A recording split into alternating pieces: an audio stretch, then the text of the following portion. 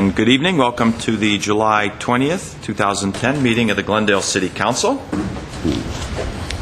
May we have the roll call, please? Council members: Draymond. Here. Friedman. Here. Quintero. Here. Weaver. Here. Mayor Najarian. Here. Mr. Draymond, will you lead us in the flag salute? I will, Mr. Mayor. If you could all stand, please, and place your right hand over your heart and join with me in saluting our flag. I pledge allegiance to the flag of the United States of America and to the republic for which it stands, one nation, under God, indivisible, with liberty and justice for all. Please remain standing for the invocation. Once again this evening, let us pray for the prosperity and safety in our fair city. May we be granted the courage, patience, and strength to work hard every day towards these ends. May we pursue these goals with the interests of every resident in mind, regardless of race, color, or creed. Let's make this city a place where love and fellowship are nurtured and flourish. We pray that this council is granted the guidance and wisdom necessary to face the issues before them with our best interests at heart and the city's viability in mind. Amen. Thank you. Mr. Kasakian, may we have your report? Mr. Mayor, before I move to that, let me ask, do we need to adjourn our redevelopment meeting? Right. Do we have a motion to adjourn? Move we adjourn. Second. We are adjourned. Thank you.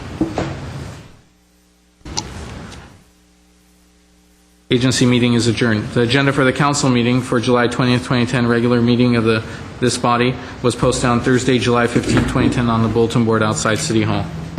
Thank you. The next item?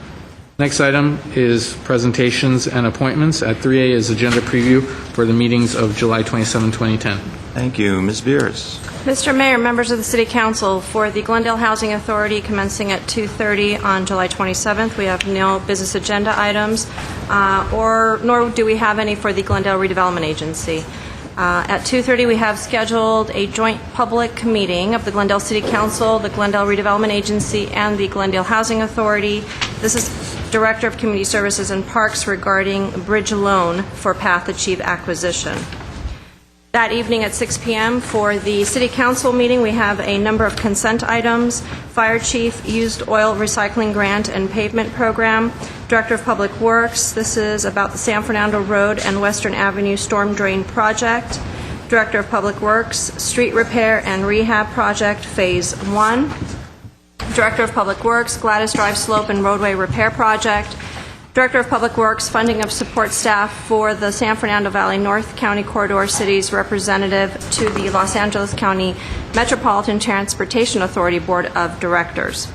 Under adoption of ordinances, we have an ordinance amending a number of sections approving and adopting the 9th Amendment to the amended redevelopment plan for the Central Glendale redevelopment project area.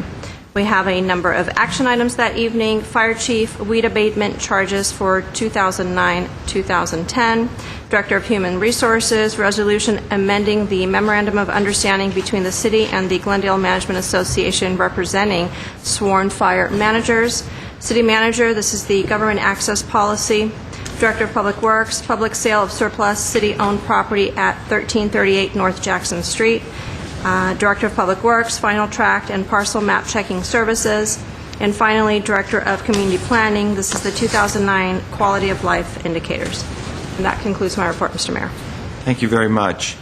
Not on the agenda, but welcomed nonetheless to our chambers is Taline Mangioglu, the District Representative of our State Senator, Carol Liu. Please come forward.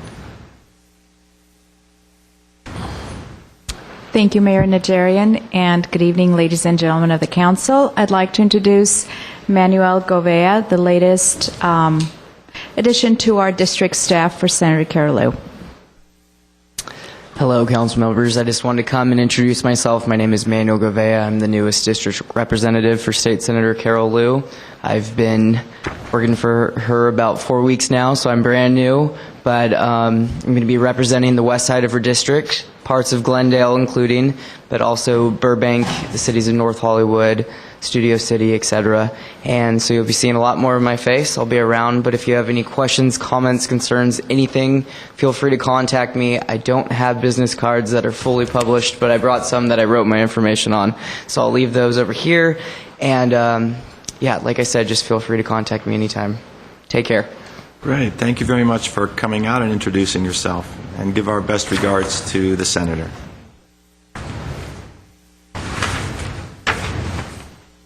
Mr. Kasakian, the next item, please. Next item, City Council and staff comments.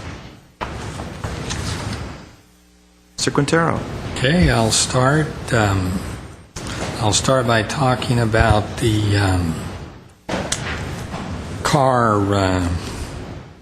I don't even know what to call it. Car show. Cruise night? It's just cruise night. Yeah, I mean, it's become a multimedia event at this point. It's beyond cars now.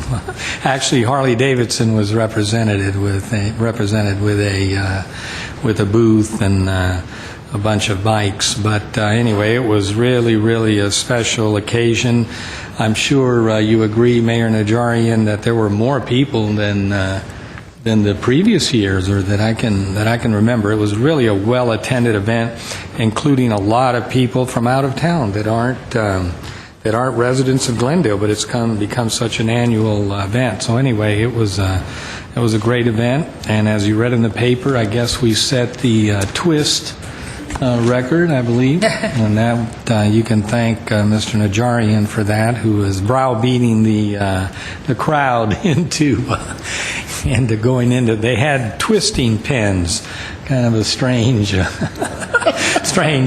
name, but anyway, turnstiles, and in fact, I guess we set a Guinness Book of Records for the twist. Chubby Checker was quite good. Then a little more highbrow on Sunday, I attended the opening reception for the Parks and Cultural Affairs and the Arts and Culture Commission at Brand Library, and that was really something special. 140 artists exhibited at the Brand Library Art Galleries. Oil, watercolors, acrylics, sculptures, ceramics, custom jewelry, and various collages. There were at least 500 guests at the event. You literally had to park outside of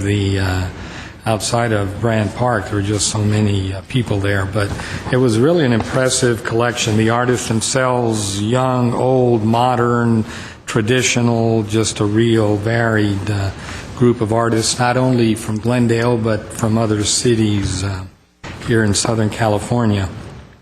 And they wanted me to announce that next Saturday, July the 24th, is the annual Open Studio Tour.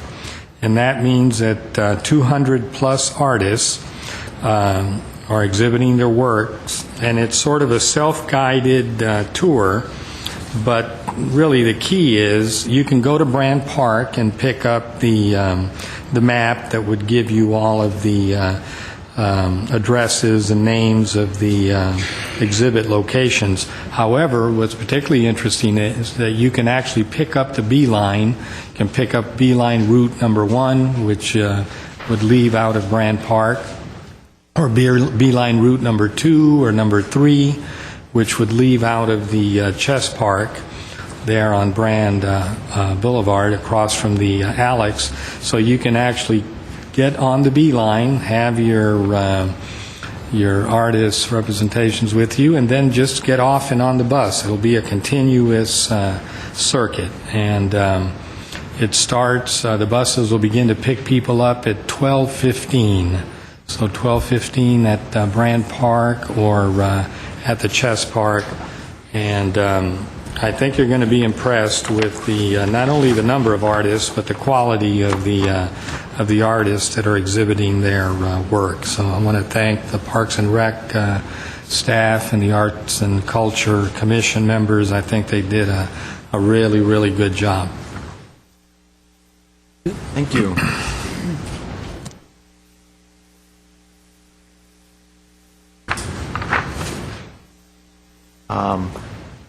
I just have a few comments. Yes, Mr. Quintero and myself did twist the night away. Chubby Checker looks great for someone who's probably 70 years old. He's not even that chubby. I mean, he's very... That's right. That's what I noticed. He's good, and he really gave a very good show, and I think this has turned out to be one of the premier social events of Glendale. Everyone was very well behaved. There were great cars there. The restaurants along Brand seem to be doing a great business. So congratulations to, who put that on? Parks? Parks and a committee. Mr. Chapchin and everyone else. I mean, there was, of course, more than just Parks, but a lot of police there. Fire was there. A lot of volunteers manning booths. So a very nice event. And yes, they were serious about counting the twisters. It wasn't, just a crowd estimation. You had to enter a turnstile for the official count. It was really a great event. Mr. Mayor, the mayor's trophy went to... The mayor's trophy went to a 1947 Cadillac Fastback. Very unique design, very contemporary, if you will, for the 40s. A very swoop-back design that probably no other vehicle of that era had. It wasn't until the late 60s that you started to see the roofline, the fastback design. So it was a very nice car, and there were many other trophies given, many great examples.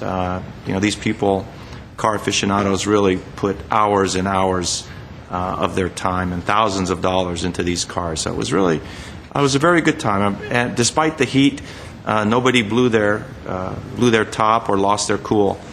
So it was a very great event. The other item, I guess I missed. I know I did, not I guess. I missed the meeting a couple weeks ago, and I believe the issue of the pedestrian bridge across the LA River was brought up, if I'm not mistaken. Anyway, I read a lot about it in the newspaper. So what I'd like, I don't know what stage that's in, but I've had some preliminary discussions with MTA folks, and we may have some MTA money available for that. And as it is with almost any project, the further along we can get any particular project, whether it's a street repair or a new structure or a bridge or a gas fueling station, compressed natural gas, the easier it is to secure the funds and lock onto them. Once those funds, they're almost like spring flowers. The funding blooms, and then after a week or 2 weeks, they're gone. So that, as well as many of our other projects that we've talked about as a council, I continue to advocate that we advance them as far as possible in the planning and design and approval process. So despite not having funding during the process, funding may appear at any time. One last comment, and that is, I wish we could, it's a lovely chambers. I'm glad that we've made the renovations, but I'm still getting a little bit of VOCs, some volatile organic compounds, and I'd love it if we could, for a day or two, maybe crack a window. I see a window in the back, maybe able to be opened, just to clear it out, because I don't think I'm the only one that sort of gets that whiff of the fumes that I'm sure is not the healthiest thing for Mr. Mayor, I believe the air conditioning units are outside that window on the ground, of course. Well, whatever it could be, just to get some circulation as the varnishes and paints and carpets begin to mature and ripen. I think it's better to clear the air. Ms. Friedman. Yeah, I'm really glad to hear that there might be some funds at Metro for the bridge, so thank you for bringing that to us. Just to add a little information, and I'm not sure if this was conveyed yet to the city manager, I got a call from our Congressman Adam Schiff about the bridge, and unfortunately, as much as he tried, he was unsuccessful at getting funding in this round of appropriations for the preliminary planning, which is very disappointing, and we were disappointed, and he is very disappointed because he conveyed how much he supports that particular project. So hopefully that doesn't stop us from doing our end and proceeding to maybe get into the shape that we would need to be in for Metro to come in and get involved. Thank you. Any other comments? Okay, thank you. Next item, please. Consent and number 5, the following are routine and may be acted upon by one motion. Any member of the council or audience requesting separate consideration may do so by making such request before a motion is proposed. Mr. Mayor, I move the consent calendar at 5. Second. Second, roll call, please.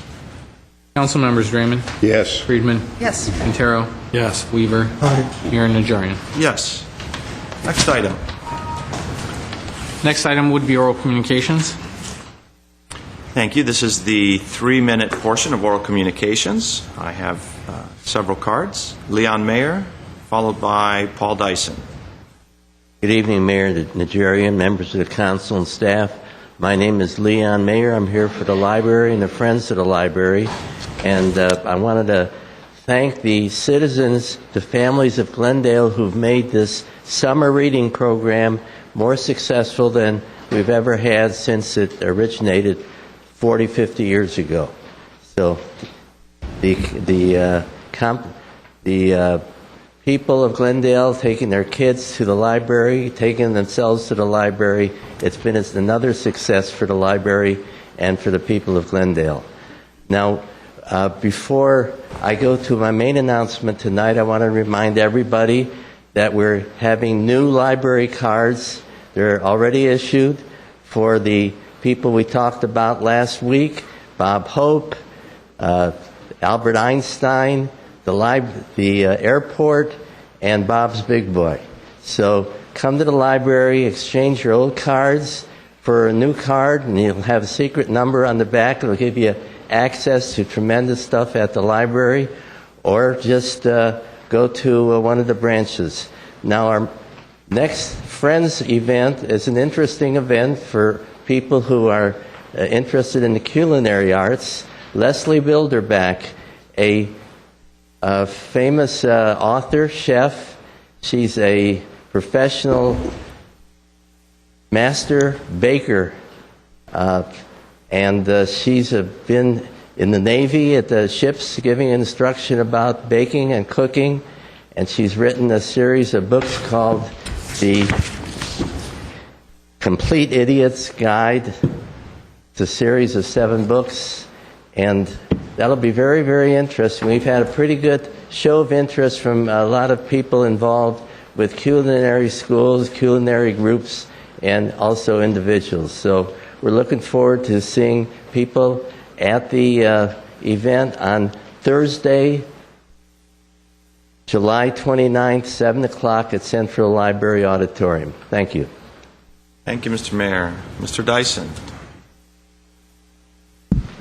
Good evening, Mr. Mayor and council members. My name is Paul Dyson. I'm the president of the Rail Passengers Association of California. We're an all-volunteer, non-profit group that advocates improvements to passenger rail services. As you can probably tell, I'm not from Glendale. I'm actually chairman of the City of Burbank Transportation Commission, so it's, I guess, an authentic South Burbank accent that you're listening to. I'm here just to talk briefly about Metrolink, and I've circulated, or the city clerk circulated a letter in case I run out of time. A lot of us over the years have been frustrated by the slow progress with the MTA and with Metrolink. But I believe that we have a window of opportunity now to make some improvements. And these are low-cost improvements. There's a couple of projects that need to be jump-started, and I think we have a chance to get them done. Metrolink, in my view, was built in a hurry. It was built on the cheap, and since the 1990s, it really hasn't been invested in. So it remains half-built and not meeting its full potential. And we can start fixing it one piece at a time with a couple of projects. These projects are not in Glendale, they're not even in Burbank, they're in the San Fernando Valley, and they're along the main route that services our cities between Los Angeles and Ventura County.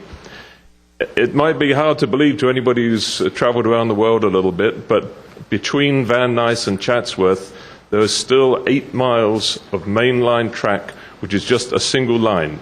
There's with just one track for traffic in both directions. And this line handles 34 to 36 passenger trains every weekday and freight trains. And candidly, it just doesn't work. It causes delays, it causes all kinds of problems operationally, and it causes slow schedules. We have a chance to fix that. There are some funds, government grants that are could be available to us through the high-speed rail improvement program.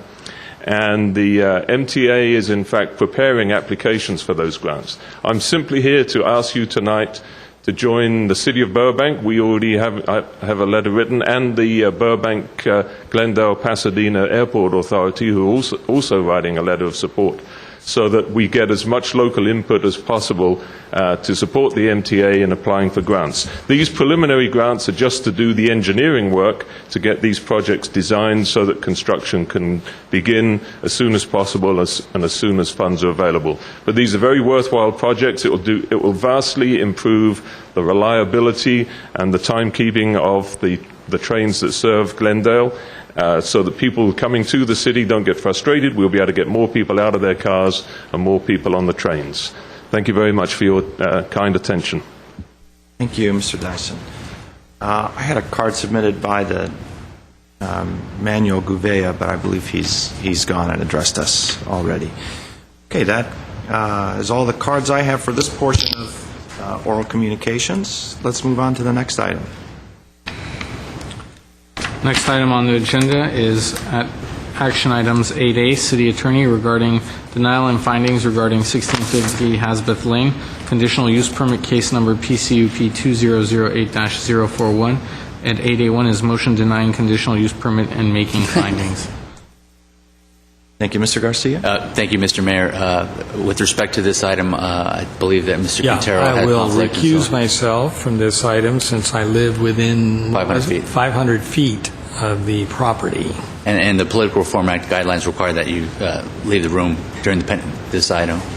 As well, Mr. Mayor, you were not here at the hearing, so the only way you could actually participate on the vote would be if you watched the tape. Otherwise, you could abstain. That will be my decision to abstain on the vote. Am I permitted to? You can stay here and just abstain because you don't have a financial conflict of interest. Okay, thank you for... So with that, the item before you is the motion with the findings. I submitted a revised motion only because there was an incorrect hearing date in the motion, so that's before you. So I ask that you make the motion with that revision. Do we need to read the entire thing or just reference it? No. You mean the change or the? No. No. You just referenced the change. The change was just noting the correct hearing date of July 6, 2010. Mr. Mayor, I move 8A1 As amended. as revised. As revised. As revised. For a second. Second. Any further discussion? Roll call, please. Council members Draymond, Yes. Friedman, Yes. Quintero, Weaver, Aye. Mayor Najarian. Abstain. Thank you. Next item. AP is General Manager of Glendale Water and Power regarding California State University Northridge College of Engineering and Computer Science Honors Cooperative Internship Program. At B1 is a motion to note and file report. Thank you. Mr. Steiger. Mayor Najarian, members of the Glendale City Council. Tonight I'd just like to briefly describe a program that we are partnering with California State University Northridge, CSUN, on the placement of honor interns at GWP. The program will be quite a benefit for GWP in that it will help to train upcoming engineers in the power end of our business. And these days it's getting tougher and tougher to find people interested in the power part of the business. Plus, there are very, very few universities and colleges that continue to offer what has been traditionally known as the power option. This partnership allows CSUN to continue to promote that, to allow their honor power students to work with GWP, and it's a benefit to GWP on a number of levels. First, we get the benefit of their additional work and their innovation while they are here on a temporary basis. And secondly, it provides an additional pipeline, as we did with the Verdugo Power Academy, for potential professional workers within the power industry. So I'm pleased to note this to you, and I'd be happy to answer any questions. Any questions? Sounds like a good deal. Mayor, Mr. Weaver. move 8B1 to note and file. Thank you. Is there a second? Second. Any objection to this item? If not, it will pass. 8C, please. 8C is Director of Information Services regarding agreement with City of Burbank to mutually share data center space for backups in the event of disaster recovery. C1 is motion authorizing City Manager to execute an agreement with the City of Burbank. Thank you. Mr. Frega. Yes, we'll go for a short report by Mr. Frega. Thank you, Mr. Mayor, members of the council, Ed Frega. This is an agreement that we tried to establish or hope to establish with the City of Burbank that would allow both cities to share their floor space on their data centers such that we can store real-time backup at their site and they can do the same for us. This was largely prompted by the GWP AMI project, the meter reading project, to ensure that none of that data is ever lost. So we have now already acquired, the council has approved some time ago, the equipment. The equipment is now operational in our data center. We will move a portion of that equipment over to Burbank if this agreement is approved, and we will be able to then ensure that should anything happen to our building here, the Perkins building, that an instantaneous copy over fiber optic cable is maintained in the Burbank data center and can be brought back and restored. I'm happy to answer any questions you may have. Questions? I'll move 8C1. Is there a second? Second. Discussion or questions? Roll call, please. Council members Raymond. Yes. Friedman. Yes. Quintero. Yes. Weaver. Aye. Mayor Najarian. Yes. Start moving. Next item, please. And 9 under hearings. At 9A is Director of Public Works regarding appeal of GNS Transit Management, Inc., DBA City Cab. At 9A1 is a motion sustaining Transportation and Parking Commission's limitation of the term of a taxi cab owner's permit and continue the matter for 2 weeks for the city attorney to prepare appropriate findings. 9A2 is a motion overturning Transportation and Parking Commission's limitations of the term of a taxi cab owner's permit and continue the matter for 2 weeks for the city attorney to prepare appropriate findings. Thank you.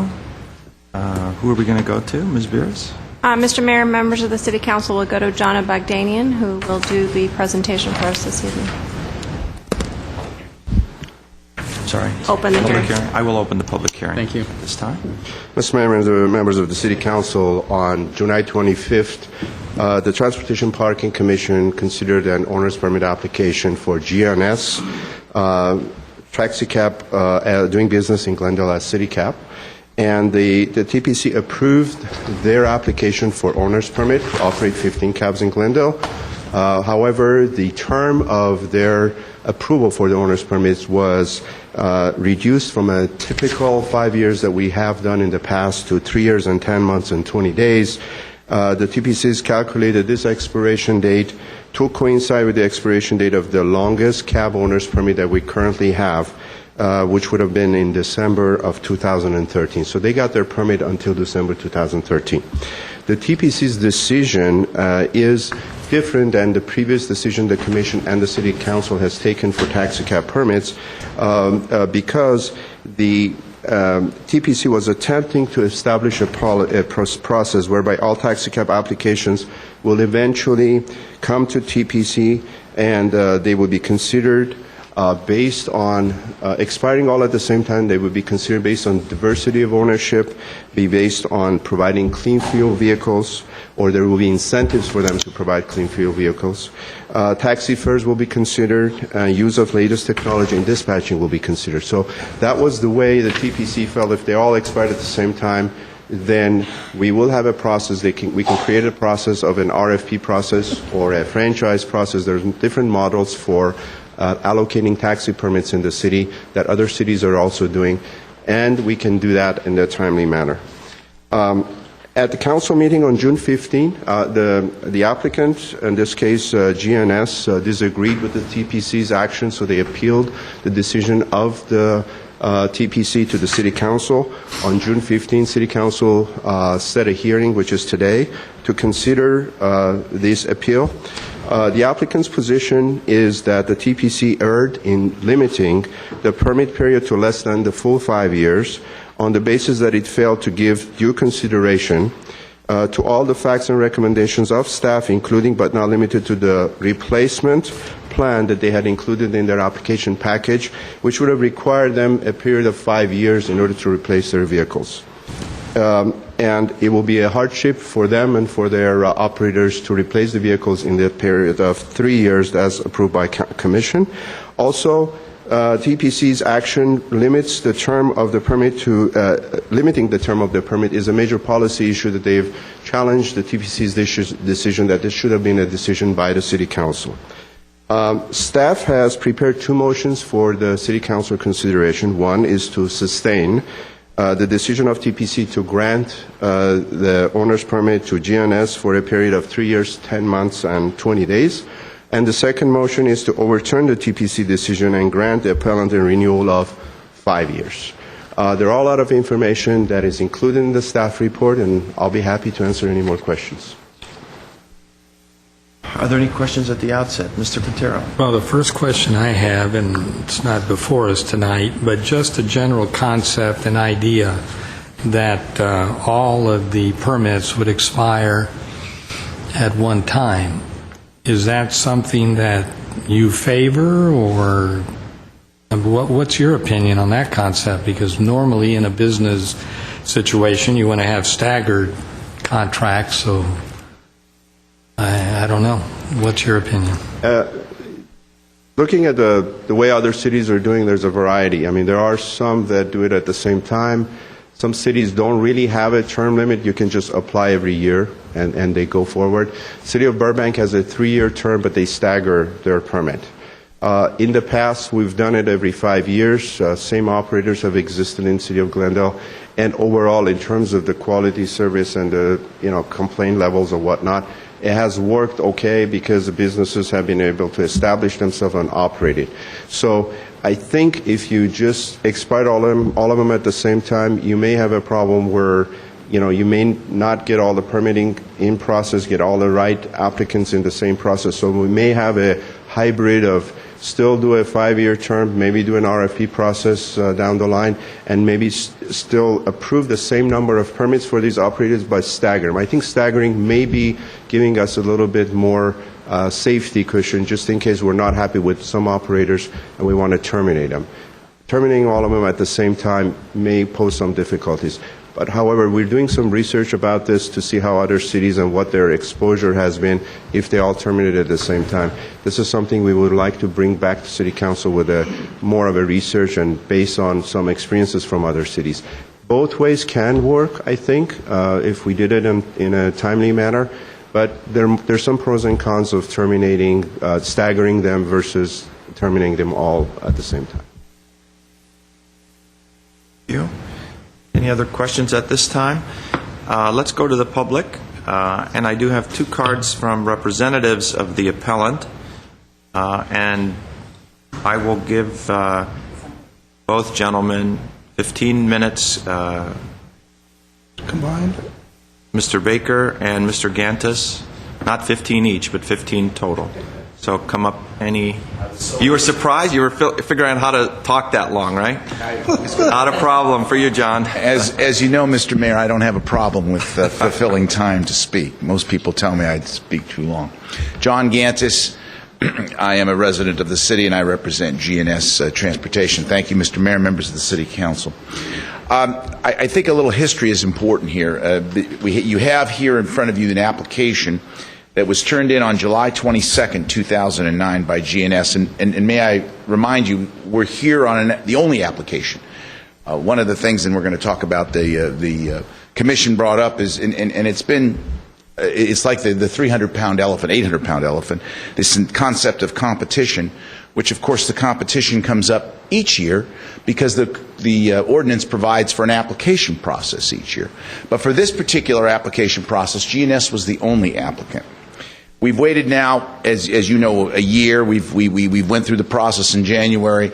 And the challenge here is, and it's important to note, that while we are the applicant, GNS, this impacts the drivers who own their own automobiles, who are basically independent businessmen who drive each day for a living. Some drive in more days, some drive at night. And of course, they are anxious to find out where am I going with my automobile, the entire business plan that will be discussed by Mr. Baker, et cetera. I'm not sure how much time you started me with, whoever put the time. Should have been 15. No, I'm down to 6. 15 total. What did you start with? Oh, that was quick. 7.5. Oh, 7.5. Go ahead. That's good. That's good.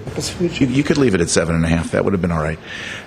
Any event, the drivers, of course, are waiting for this because part of the process in this, and as many of you have commented upon, it is in fact the transfer of vehicles. Our plan to put in more green vehicles, so we have so we have a greater clean fleet in order to preserve the environmental process, which is part of our application as well.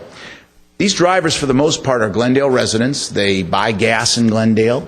They operate in Glendale. So I think we have to be cognizant of the fact that these drivers need to know, have a set amount of time that they can operate, that they know that they're there. And this has been historically since 1995, as your own staff report indicates, and before. May I add that my knowledge goes back to either 87 or 86. Mr. Weaver, you could tell me, I'm sure. But that we've always done 5-year permits. So this is really a challenge. I think the view of what the Commission wants, or at least what we understood the Commission wanted, was the idea of dovetailing all of the applications in a single time so that it would create some competition. As I said earlier, the ordinance provides that each year, an application can be made. Whether or not permits have expired, an application can be made by any operator. The TPC would then consider whether or not there's a need and necessity for any more permits if there are none available, or if they're available, if that's enough, whether there should be less, whether there should be more. Again, in this particular instance, we only had the one application that came out at this particular time. I think the important thing is here, why was this, what was the shortening done for? Was there any reasoning for it? To dovetail everybody together, I think Mr. Bagdanian quite, I think, accurately put it, you start dovetailing them all together, there could be challenges in having contracts that all come up at once. You have experienced contractors, there may be new contractors that come up, and you have a method in place whereby the applicants every year can come in, argue their case, and the TPC could consider those. Again, there have been no applications, and we submit that in this particular case, we presented a fabulous proposal in my mind, because there was nothing wrong. The purpose of what you're doing today, of course, as always, is to protect the citizens of Glendale, public health, safety, and welfare. That's the purpose of government. Indeed, the state code, the government code, requires you to do that. 53075.5 of the government code mandates that you do taxi cab regulation, and in one instance, you do taxi cab regulation under the notes I would refer you to, in order to the orderly regulation of vehicular traffic. Obviously, in your city. Obviously, if you allow 5,000 cabs, you're going to have traffic issues. So we would submit that in this particular case, what we have presented and what we have consistently presented over the last 15 or so years is service that has been second to none. You have absolutely no complaints. You have a need and necessity. There have been no complaints that the taxi cab service has not met the threshold of service that we're required to meet in all applications, in all things. You have a business plan that shows that over the next 5 years, which of course is, I think, necessary in order to amortize, we are going to be introducing these green vehicles in order to clean up the environment, have newer vehicles, obviously cleaner vehicles. Without the 5-year period, you don't. It's similar to a lease provision. If you're given a 2-year lease, you're going to have a problem amortizing a 5-year loan over a 2-year period, and likely not to get the same. So I would submit, ladies and gentlemen, that what we have here, what we're requesting, of course, is that we be permitted to operate in the 5 years that has been traditionally given, that would allow us to operate the business in a fashion that we can an orderly operation of the business, orderly amortization, orderly introduction of the new business plan that I think is part of that. I believe the application that's attached to is something like 100 and a little over 100 pages, as I understand, which is obviously all inclusive of our business plan, and that we be given that opportunity to continue to serve that. we want to emphasize and will be emphasized that the process that's going on is one that we obviously have supported. We supported in the past, and we would hope that that process would continue to include us as the stakeholders. Thank you very much. Mr. Baker?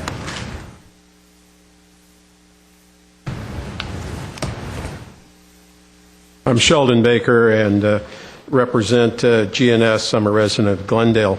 Tonight, the key issue really before you is the length of the renewal, and we do submit that 5 years is appropriate.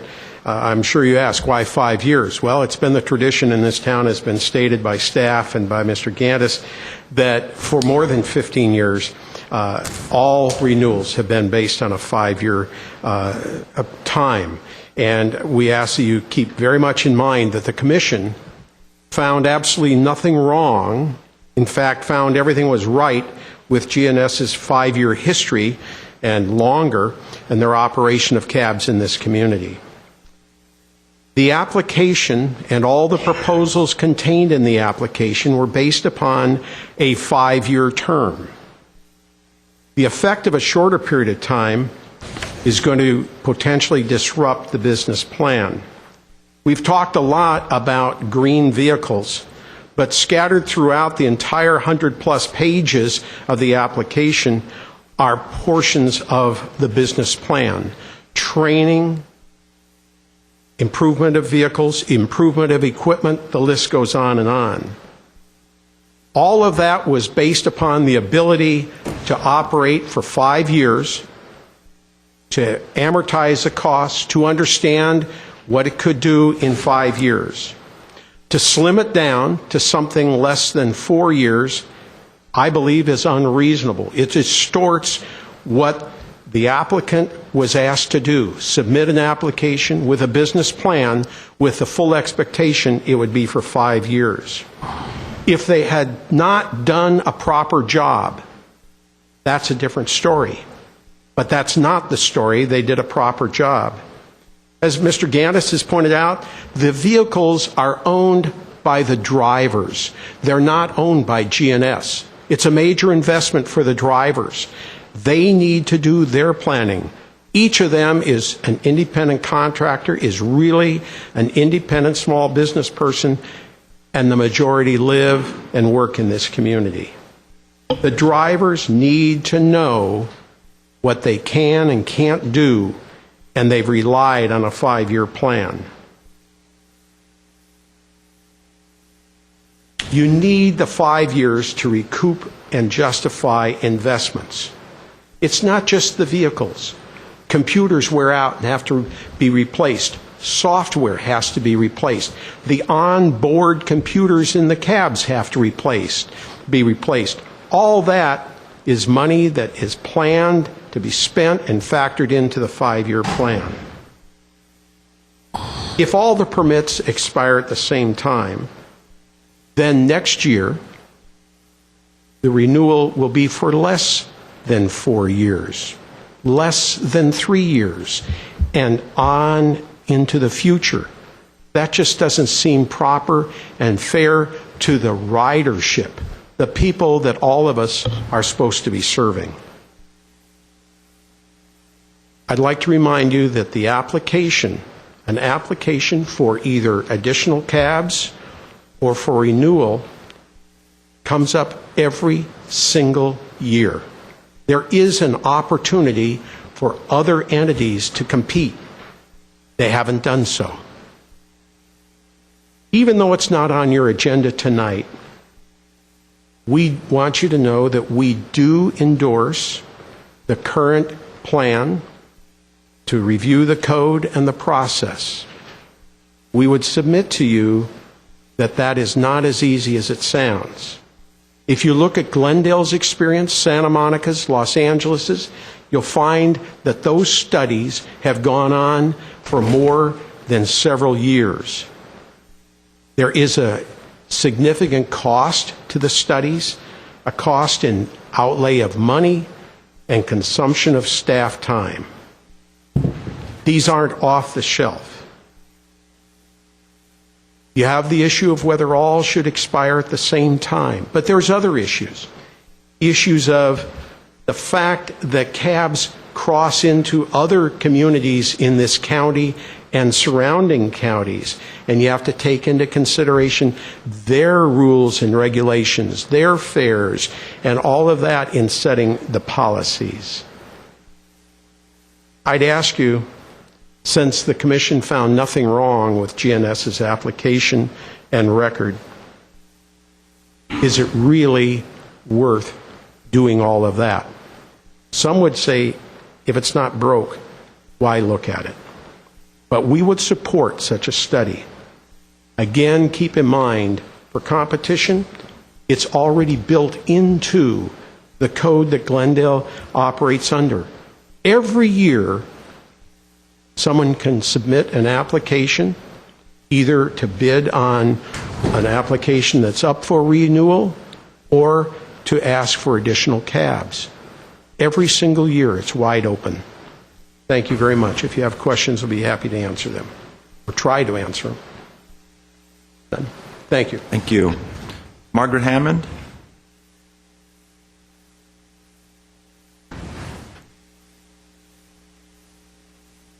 Evening, Your Honor, Your council, staff, and audience. My name is Margaret Hammond. I'm here to address this hearing regarding. I am in favor of 9A1. I believe that the old saying, familiarity breeds contempt, as does longevity.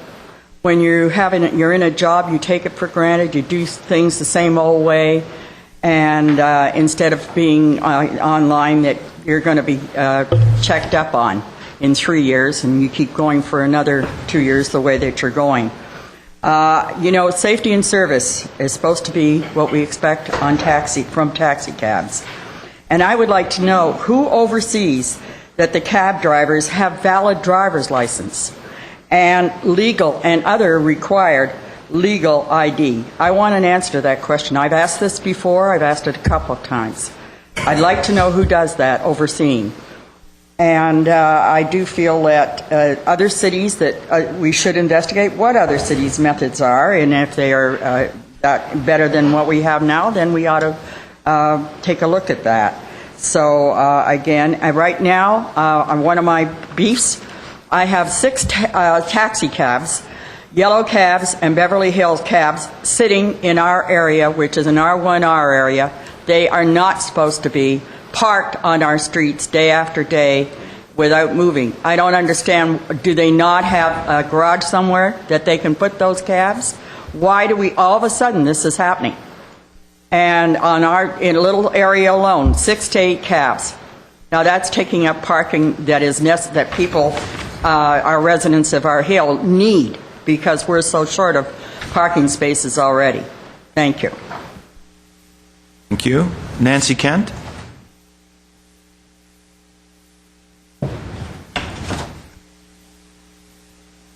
Nancy Kent, resident of Glendale. I think that it is normal and understandable that this cab company is appealing the decision to get a permit for less time than it expected. But it calls it a major policy shift. And the reason I filled out a speaker card for this is that I don't see this as a major policy shift. I think it's reasonable that the TPC would like the permits to all expire at the same time. It seems like it would make it a more competitive bidding process if all of these did happen at the same time. And I think that competition is generally good for the public in bidding processes.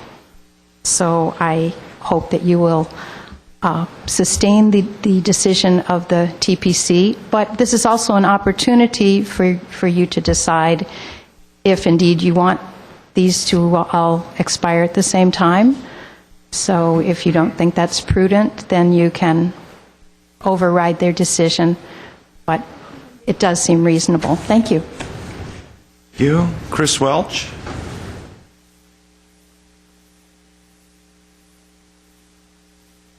Good evening, Mr. Mayor, members of the council. My name is Chris Welch. I'm the chairman of the TPC, so I was the one who oversaw this hearing in January and the decision that was in process.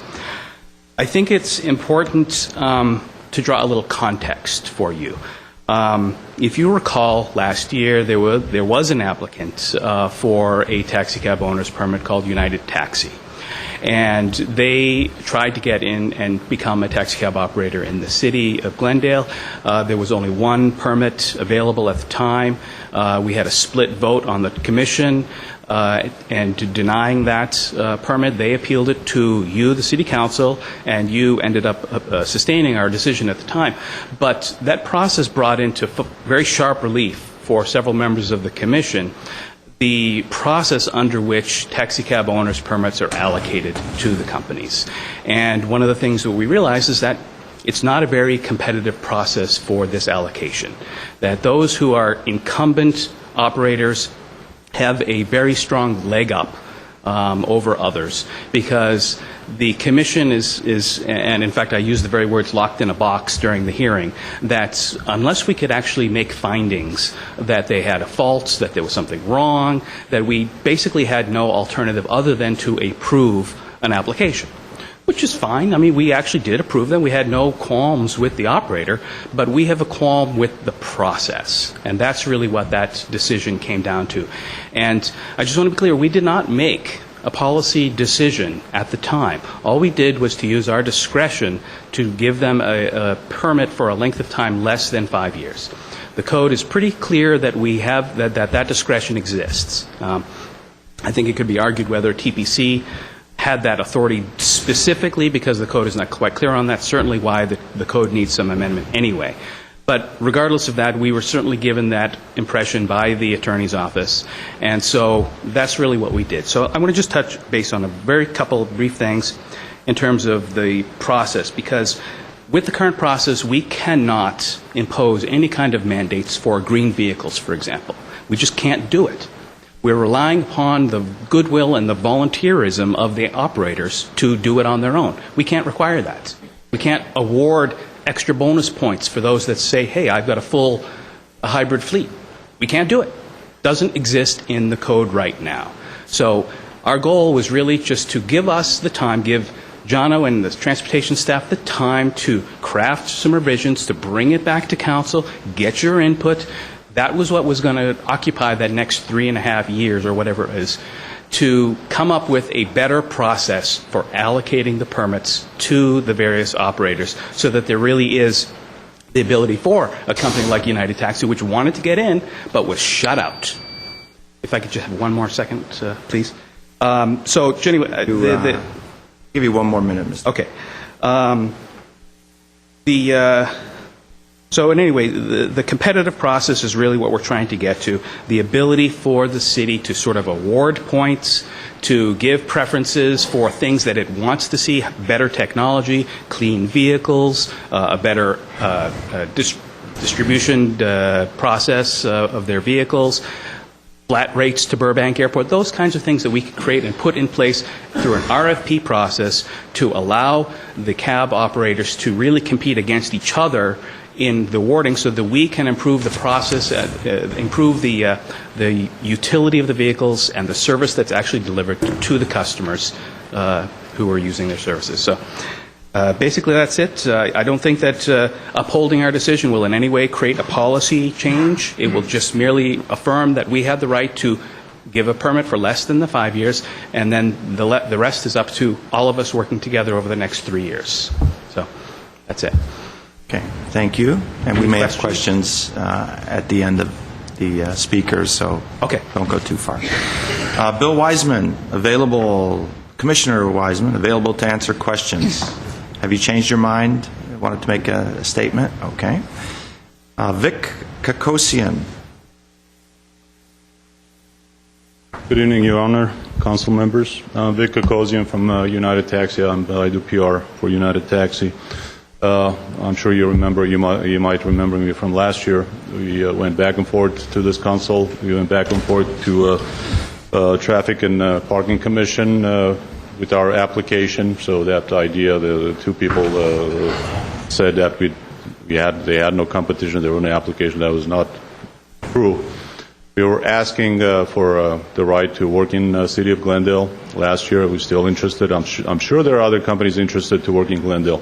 And what the TPC is saying here, I mean, the main emphasis is they're talking about is not monopolizing the taxi business, which it is now. Now, you have to understand one thing. Why is GNS Transit so nice now? They're offering to put 14 green cabs in 5 years. I mean, you have to understand, because they're afraid, because we made some noise last year. We made some noise, and they know if they don't shape up, you might change your minds about us or other companies, for that matter. So competition is a good thing. We keep saying this. Competition is a good thing. If you want good things to happen to the city, for the citizens of the city, you need that competition.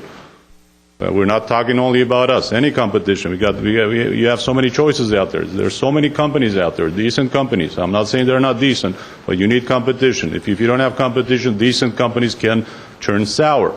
This is business. This is the American way. Thank you very much.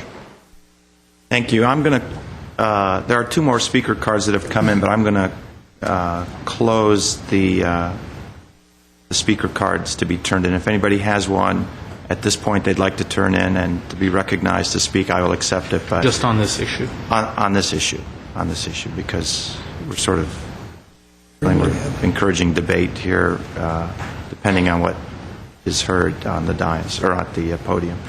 Ernest Berger.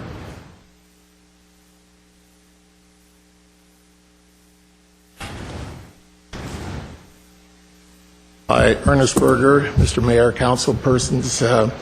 I'm a resident and representing People's Taxi. Not to belabor or be redundant, I just want to point out that from a taxi cab operator's perspective, the 5-year business plan is really important. When you cut that down to 4, especially when you cut it down to 3, which would happen with People's Taxi, that would create a tremendous hardship on my client and his drivers. Competition has been mentioned here repeatedly, but I've got to say, competition happens every day. Every time a cab picks somebody up, that is a competitive event. Because if the service is not proper, if it's not prompt, if it's not cost effective, the cab company loses, and that creates a daily competition. Also, having everything come in at 5 years, that means you have no say in 5-year increments. I think the council and the TCP is much better off having an annual review. Thank you. Thank you. Martin Shatakian. Good afternoon, Mr. Mayor and honorable City Council members. Martin Shatakian, General Manager of GNS Transit Management Incorporated, DBA City Cab.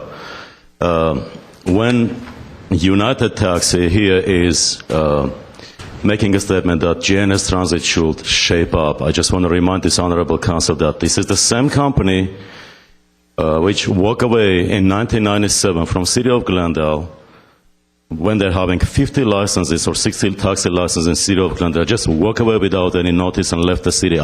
They simply abandoned the city. Just for your information. Now, regarding these 5 years, why we need 5 years? This is related simply to business economics. We need 5 years to plan our business. We need 5 years to plan our investment, or simply plan our actions, what we're going to do in these 5 years. This is about purchasing a special vehicle fleet. This is about investing in the new technologies, in the new softwares, and innovative ideas to be implemented. There is nothing we can do in less than 5. It's obvious. Everybody has at least 5 years. Now,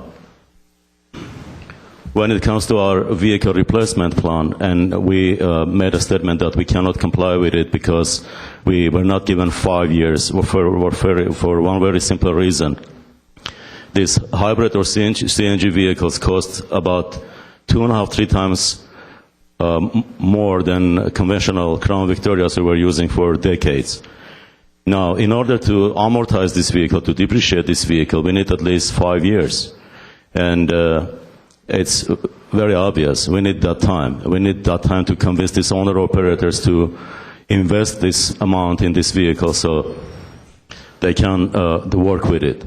And about competition, we are hearing statements over here that over and over that there is no competition. We need more competition. We need more the fierce competition. Well, guess what? We do have a competition, and it comes out every year. Annually, City of Glendale has an either necessity process done for taxi cab numbers in City of Glendale. And every company or any company has an opportunity to submit their application on annual basis, either for existing licenses or if the TPC Commission decides to have more licenses in the city, then they can apply for those licenses. So instead of having this yearly competition, we are going toward direction based on the TPC last motion. We're going toward direction that all licenses are going to expire at the same time, and we're going to have probably all new operators in the city, and who knows how these new operators are going to perform. And by the way, can I have just 30 more seconds, Mr. Mayor? No. Would you Thank like you. to wrap it up with one sentence or two sentences? Yes, but... One sentence. I think I'm done. Thank you. Thank you. We understood your points. Mr. Quintero. So, Jerry, I'd like to bring our traffic engineer back to the. I have a question. When I know the difference between a 1 year sort of renewal, but a 5-year permit for any of the companies, at the end of 5 years, is it not true that those 30 cabs or those 20 cabs, those licenses, that it is totally up for renewal? That United can come in, let's say in this staggered system, 1 year from now or 2 years from now, one of the cab companies that's been operating here, their permit is up for those 5 years. Can United or any other cab company come and apply for those licenses for those cabs? Yes, they can. Right. Okay. The code I just wanted to make sure. The code allows every 5 years companies can come in. They have to renew their owner's permit. That's what we put in the code to make sure that they're doing well. There's no problems with them. The code also allows the commission on an annual basis to review the cap, the number of permits that are issued. Based economy, based on the market, the city council has delegated authority to the commission to raise the cap. So if they wanted to, they thought they can increase it by 10 cabs, they can do that, and new operators can apply, existing operators can apply as well. Right, but the question I'm asking, just to be sure that I understand that procedure, but at the end of a 5-year permit for this particular company or for another company that maybe 2 years from now is at the end of their 5-year permit, when that 5-year period is over, aren't those licenses, those cabs, those positions, aren't they open to the world, so to speak? Is it sort of an RFP or whatever you want to call it, where everyone can apply and we as a city can look to see what the best deal is for us? Is that how it works? There is no restriction in the code. I just want to verify with the city attorney. Well, there's also no RFP process. There's no RFP process. Okay, I know that. There's no RFP, but the fact is that the legitimate cab company with the proper insurance and cabs and background and so forth can apply for those slots. Let's use this GNS appeal as an example. At the time they filed their application during that window period that's permitted, United Taxi or anyone else could have applied for those same taxi cab permits at that same time. The code has specific provisions to do that and provides specific discretion to the commission to allocate. Right, so at that point, the TPC had United applied or another company. The TPC could have said, well, I don't think we want to go with GNS. We want to try United. They could have done that, or they could have allocated, let's say, the 15 licenses amongst the two of them, half and half, or whatever the findings supported. No, I just wanted to make sure that it is that type of situation. One more thing. It will occur technically on the year when you have a situation where the 5-year expired. Let's say next year we didn't have a 5-year expiration of a permit. That won't happen. However, as I said, the commission can make findings to increase the cap based on public necessity, in convenience and necessity, and then increase it by 10% or whatever to allow other cab companies to come in. Ms. Friedman? Yeah, I wasn't here for the last round of taxi cab wars, so I have a couple questions. One of the speakers made a comment that said something like, everybody has at least 5 years. So I'm curious, is there some kind of an unspoken industry standard across the country that everyone's decided that 5 years is what's necessary for these permits? The cities vary, again, on their the permit, owner's permit period, the term. As I said, Burbank has a 3-year limit. The City of Los Angeles has a franchise, is a 10-year franchise. Okay. We picked, when we first started with looking at we worked with we met with all the cab operators. 5 years was a period that it appeared that they can buy, if they were to buy new vehicles, a 5-year period would be the period that they would amortize it. Okay, so it's correct that the 5 years seems like if they were going to buy a new vehicle, that's a reasonable period for them to spread that cost. But it's not the case then that 5 years is what everybody kind of agrees permits should be. I just want to be clear about that. Well, that's what in our code is. Every 5 years they have to come for a renewal, but the 5 years was basically determined based on vehicle Okay, age. now, for these 5 years, because again, I wasn't here for the case that prompted the hearing with the TPC, are we guaranteed getting that green fleet, those vehicles, or is that just something they're going to attempt to do? Or is that something that we know that there's some kind of a promise or an expectation of that? There is an expectation that what they're presenting to the city that they are going to replace vehicles in that time frame. That's what they are going to do. And this is the first time, as I said, that applicant has come in, which they have presented like this is our plan. We are going to have a vehicle replacement. In the past, they haven't had clear vehicles. And what happens if they don't? I mean, there's no penalty, right? It's not an agreement. It's just something that they've. That may, Mr. Mayor, members of council, Councilmember Friedman, that may be a factor that's considered negatively towards them when they come in for their next renewal. Okay, so. Yeah. So it's not that they have any kind of contractual obligation to do that. This is something that they're attempting to do. Okay, just trying to get the lay of the land here. And then can you, because I know we're going to have a discussion and we'll go off on other areas, but I'm wondering if you can just very briefly address Ms. Hammond's two concerns. Number one, about taxi cabs parking on residential streets, and secondly, about whether we check and who checks licenses. The city clerk's office has the responsibility of checking the taxi cabs. When they come in, the drivers come in for their annual permit, they do a background check on them, they make sure they have a valid driver's license, they don't have any criminal background, and their license, there's no DUIs according to their license. That's the number one they get checked. They do also random checks of the taxi cabs. They actually call a cab, they get on the car, make sure the ID is there, make sure the driver. Now, to be honest with you, I don't know if they actually ask for their driver's license. They're not law enforcement, so they do not engage in that.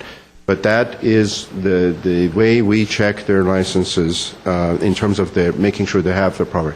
The companies have a more liability if their cab driver does not have a valid driver's license, and it impacts them seriously on their liability insurance if they get in an accident without a driver's license. So I know the companies have a very strict requirement to make sure the driver is doing the right thing and have a valid driver's license. In terms of cabs parking in residential street, we know there are many drivers in Glendale, cab operators in Glendale, that they actually live in Glendale. So we don't have a requirement that they cannot drive. That is their vehicle. They park in a residential street in front of their home. However, if we see that there's one cab operator has 4 vehicles and it's a residential street, we will go after the company and say, okay, fine, one vehicle is the owner's vehicle, but you can't have 3 or 4 of them. And part of the non-emergency vehicle, we used to have a problem where one operator would work from home and they had their ambulances. 4 or 5 of them were parked in residential street. We put in a requirement that we will only allow one van park. So in this case, taxi, if there's a complaint, we know where it is happening, we can go after the company and inform them they cannot do that. So maybe Ms. Hammond, if she's concerned, can tell you where this is happening and you can check, because if it's really the case that there's 5 of them parking, it sounds like there might be a situation that we can do some code enforcement on. Definitely we will go look into it. Thank you. That's all the questions I have right Any now. other questions of Mr. Bagdanian? Mr. Draymond? Mr. Bagdanian, I'm going to ask a question, and I'm going to echo part of what Councilmember Friedman prefaced, and that is a lot of these kinds of debates, taxi cab wars, predate my time on this council as well. So I want to ask. We've heard a number of people give conflicting views as to whether or not there are, or express conflicting opinions as to whether or not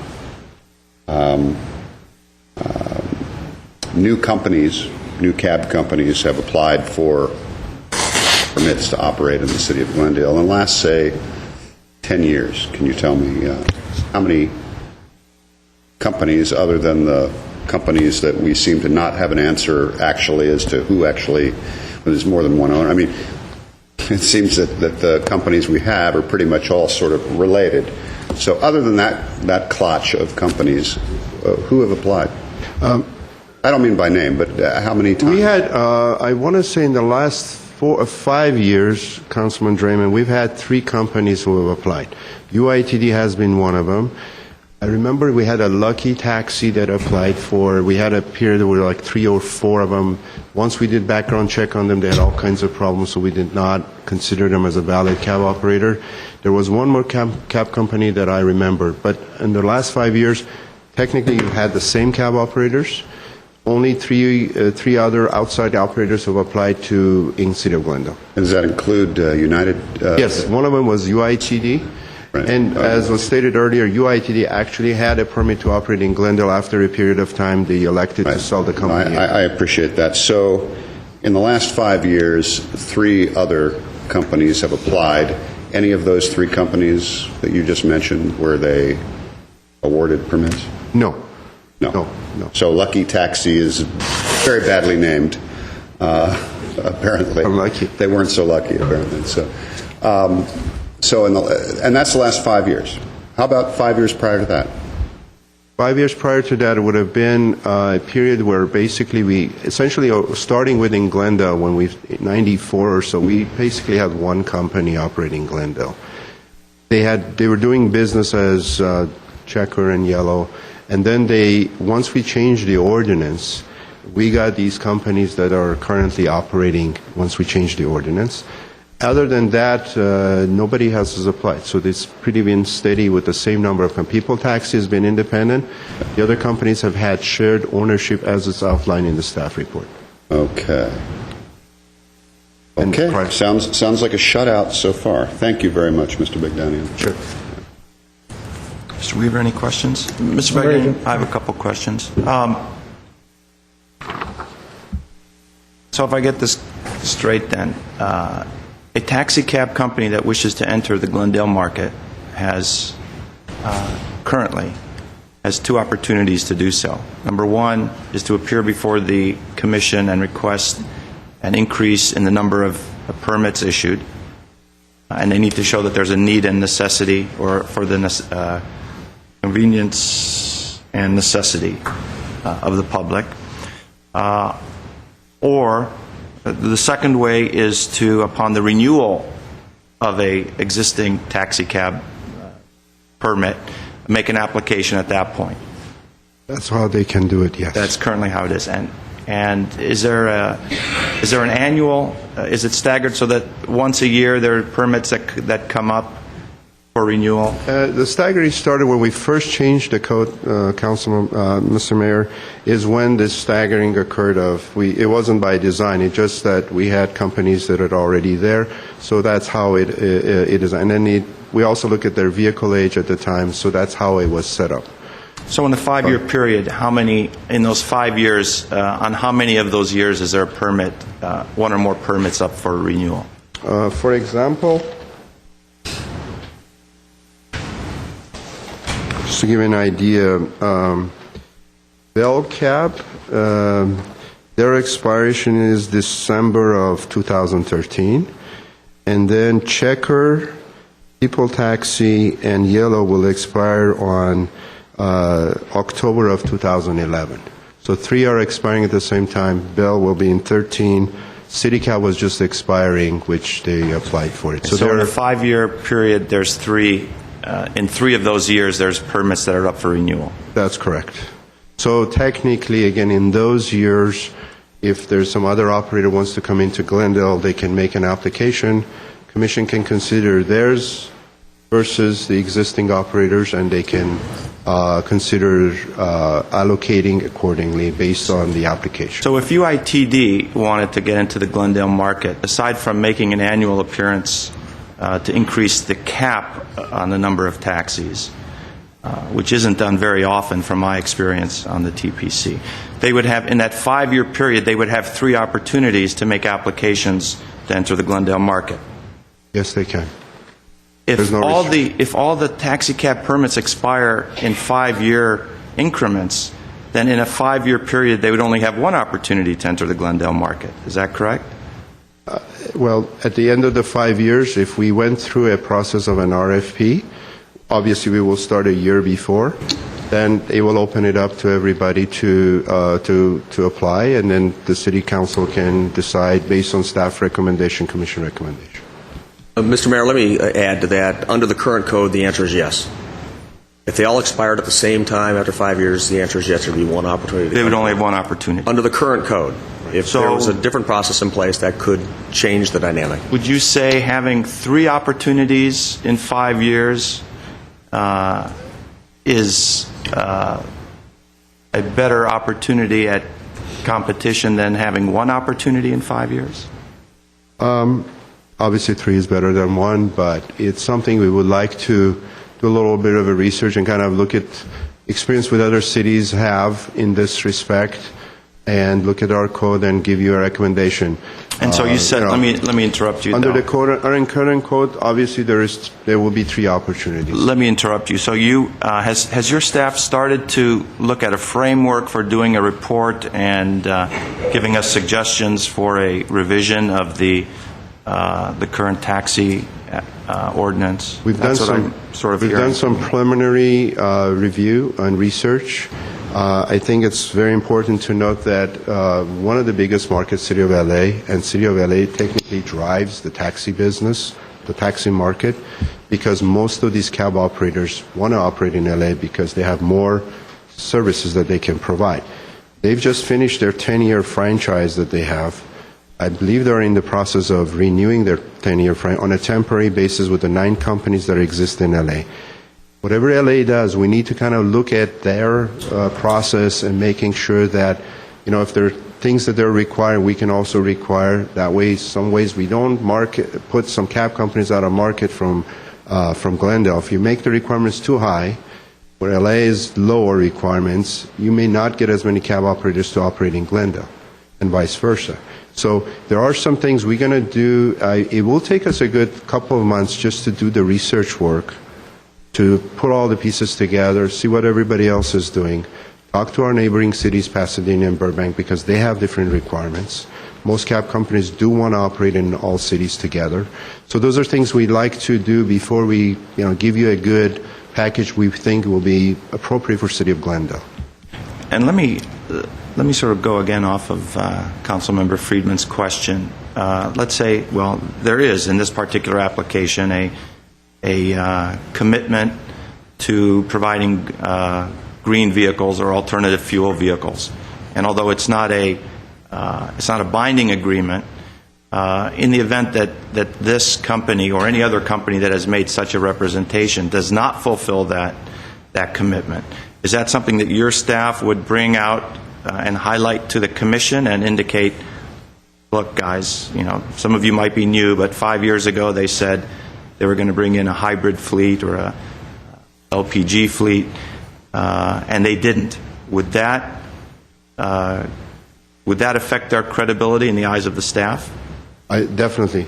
I think you've heard that they made these commitments that they want to replace, and in fact, in their application, they said this is a 5-year plan, but they will aggressively pursue that plan, maybe they can even replace vehicles sooner than the end of the 5 years. So if they don't, within the first year or two, we will have an obligation to council and the commission to let you know that they didn't deliver as they promised. That could be a negative point against them when they come back in 5 years to renew, if they get the 5 years or at the end of the 3 years and 10 months. Okay. Mr. Draymond. Actually, Mr. Weaver hasn't had a chance, so if you... No, I'm ready to make my comments when you're done asking questions. I have a couple more questions. One is for John O. One I forgot to ask before, and I guess the other I could ask of Mr. Baker, if he would care to. The one I neglected to ask you, Mr. Bagdanian, is those that were turned down, say, in the last 5 years, the ones that applied but for one reason or another were not given permits. Were any of those appealed to the council? No. No. They were not appealed. They were all turned down at the TPC level? At the commission level, that's correct. Commission level. Okay, thank you. That was my last question there. And I don't know whether... Mr. Baker? Sure, or someone yes, we have two attorneys that split 15 minutes, so Mr. Gantis or Mr. Baker, either one. It's just a very brief. I didn't get my 15 minutes in, so I need to verbally vent again. One of us will answer it. This is a question kind of related. Councilmember Friedman started the ball rolling, and now we're all orchestrating off of that question about the green fleet concept. And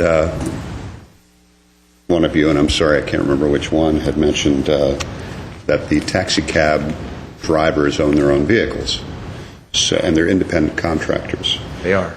Yes. So how do the companies that they're affiliated with compel them to go out and buy a green vehicle within that time period? They just say, if you don't have one at the end of 5 years, you're out? How does that work? It's a curious question that you would ask that, Council Member Draymond, because that's exactly the question that we posed to the client today in our preparation meeting. Bottom line is, if they're going to drive for the company, if the car has to be replaced, they would be required to do that. In some instances, because you're allowed to have used cars, again, you end at the 8 year under the current code. But in this case, when you're talking the green vehicles, they're newer vehicles. They're a greater investment. But the idea is, of course, that they're going to have this 5 year period. It's encouragement to them to be able to work it and use it.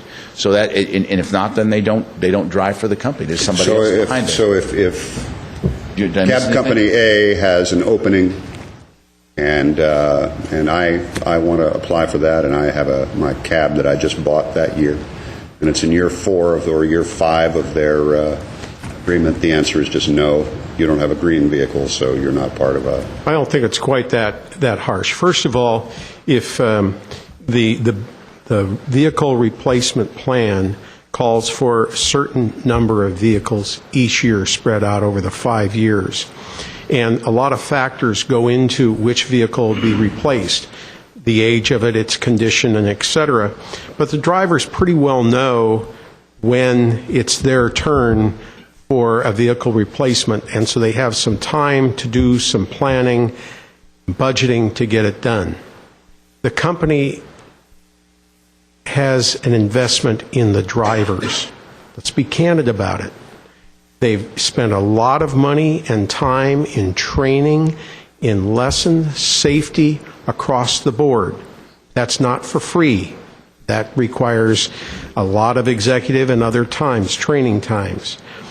If a driver simply cannot afford the new vehicle, maybe there isn't one available and all those factors, the company's record is that they will try to assist the driver in financing and help him get over that hump so that there can be the green vehicle. This isn't a heartless company. These people have been, the drivers, I don't know how many years, the same people have been with the company, and I hope it is a long time. That's why they're solid and based in this community. I hope that answers your question, Mr. Draymond. It does. It does. If there is binding, whatever term you want to add to it. It's their intention, let's say, to replace their fleet, so to speak, with green vehicles over that 5 years. And you all are telling this council that they need 5 years to do that. So I'm just curious how you go about that, I assume that that's being brought up because the issue of green vehicles is because everyone is aware that those issues are of interest to this council. And of interest to the company, and their plan calls for all of the vehicles to be replaced, and it's set out. Thank you. Thank you.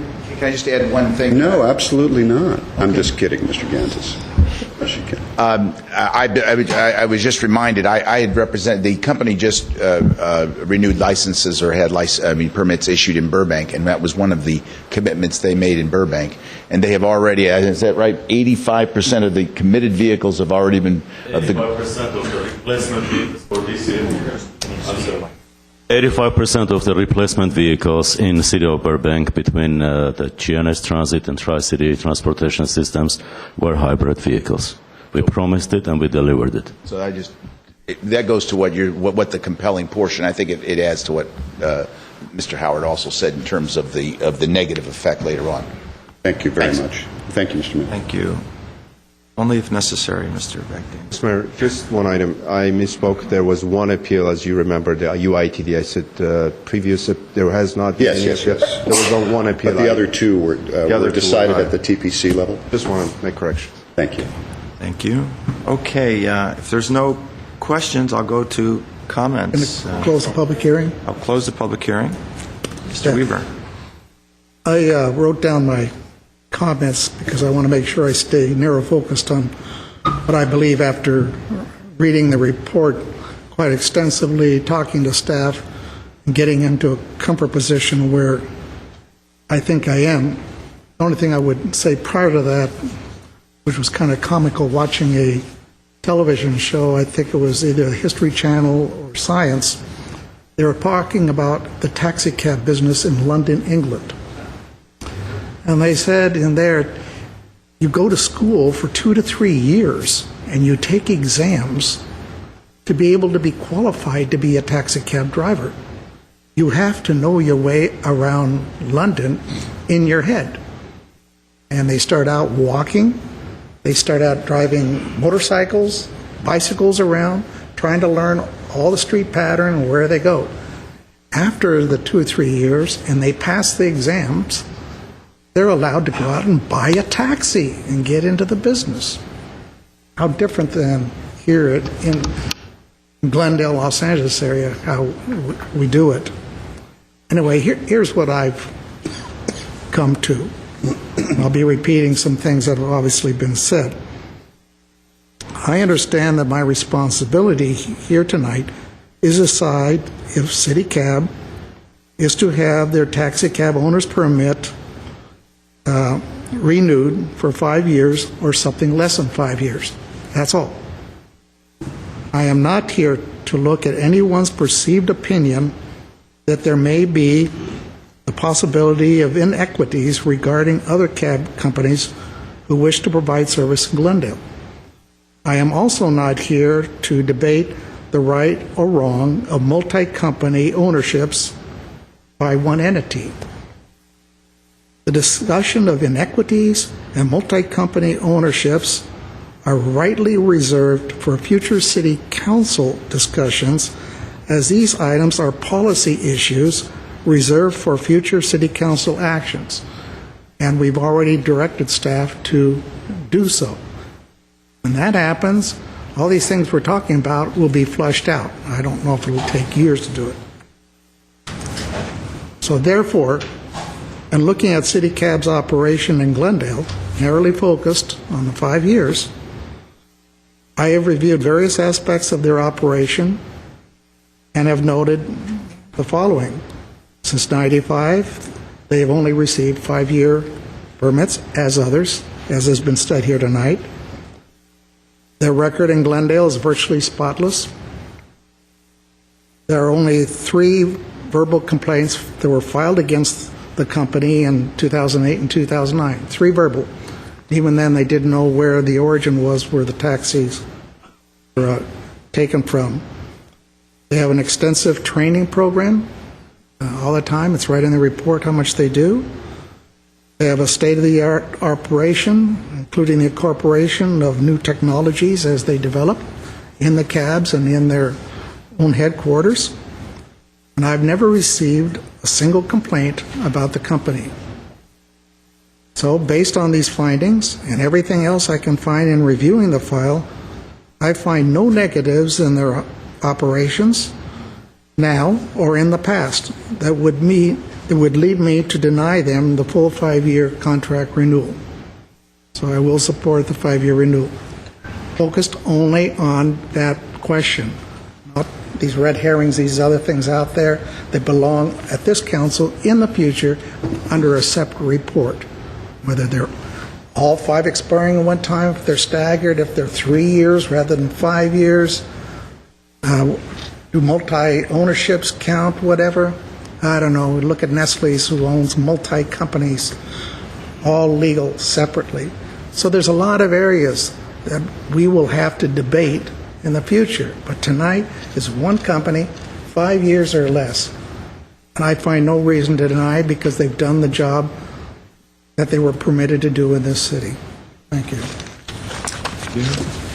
Next, Ms. Friedman.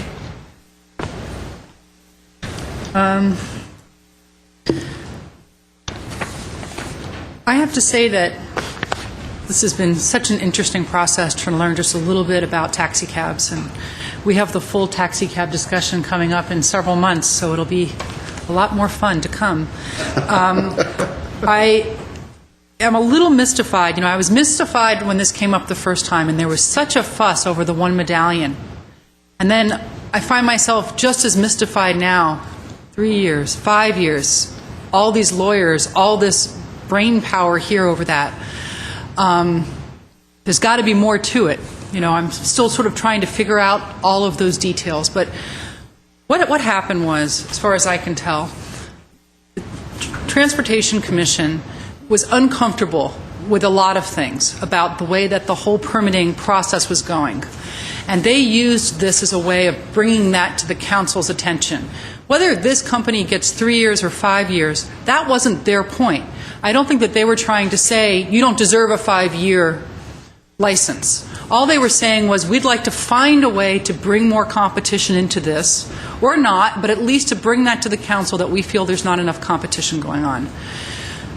I understand that urge, but I don't think that denying this applicant that 5 years that I do think that they need for these cabs is the right way to do that. I think it's too much kind of burden on them.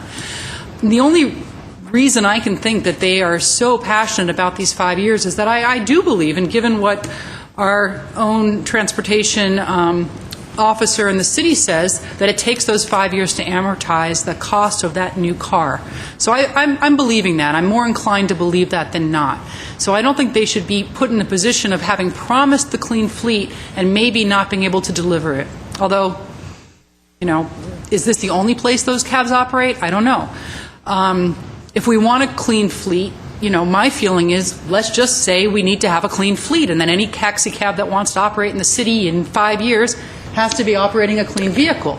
I mean, I think when the policy comes back, are we not allowed to even mention these things, Mr. Howard? No, and I don't mean to interrupt, but since you're on the point, the issue of mandating a clean fleet has been recently discussed by the courts, and there's a number of opinions which have struck down local mandates under the notion that you're essentially preempted by federal law. Don't want to get into that discussion now. You can talk about it when the now this is a de novo comes back. hearing, so I was told by our city attorney that we do have a lot of latitude about, even though this is not the policy discussion, we can bring up some of those issues now, correct? The policy issues that you can bring up are those where you want to give staff direction to look at things further. You need to focus on the criteria outlined in the code to decide whether or not 5 years versus some other shorter period of time is appropriate. Got it. So in terms of this particular hearing, at this point, I haven't heard from all of my colleagues. I'm going to reserve the right to be convinced, but I'm inclined to give them their 5 years to overturn the TCP. However, I want to get back to the policy discussion, which is really a little bit of it, just to give direction, because that's really why we're here. So I did a little sussing around with other communities. We're all talking about how we want competition. Do we have competition? Maybe we do, maybe we don't. There's a lot of disagreement, but I kind of come back to this fundamental question of why are we putting ourselves in this position year after year anyway? Pasadena and South Pasadena do not limit the number of licenses. Anybody who wants a taxi cab license in those cities, if you meet the standards of what they require, you get one. And they let the market decide. And they let those cabs decide whether they can make money in those cities. Now, I spend some time in Pasadena, and I spend a little time in South Pasadena. I have not noticed them overrun with taxi cabs. They seem to have a similar type of ratio of taxi cabs to human beings that we do here in Glendale, and yet they don't put any kind of a cap.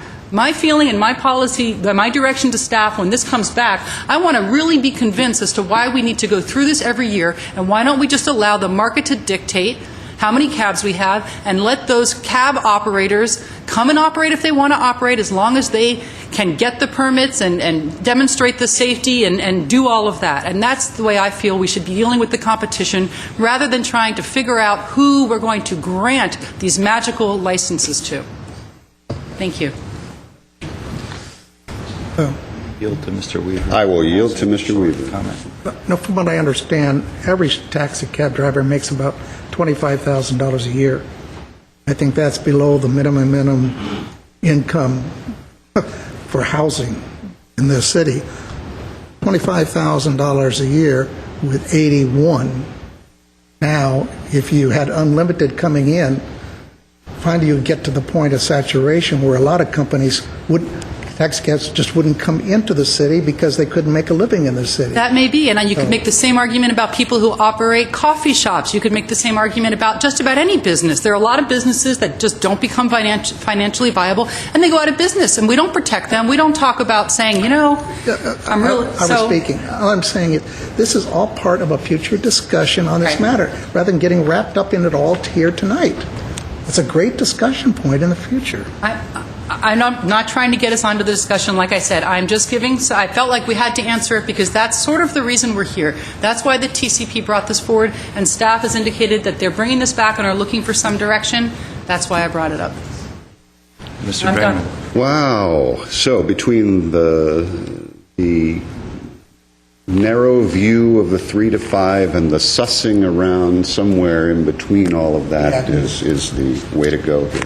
Well, I am not going to take such a narrow view, although I may come to the same conclusion, and that is that I'm not a potted plant. I'm a representative of the citizens of Glendale, and they expect, I think, more from this council member than to say, is it 3 or is it 5? There are factors and reasons that go into why 3 versus 5. And Friedman raises the point, there's more to this than meets the eye. Why do we keep coming to this same point? Well, of course there is. There's money and influence, and that's a lot of why we are back at this point each and every time. There are reasons that every company that comes forward is declined or turned down for a permit, even if it's one permit. We had a company that wanted one permit, and you would have thought the sky was going to fall. That's how important this is. However, and let me get to a couple of other points too. As to Attorney Gantis's comment about the 300-pound elephant, that's a very small elephant, by the way. Even an 800-pound elephant is a very thin, svelte elephant. Anyway,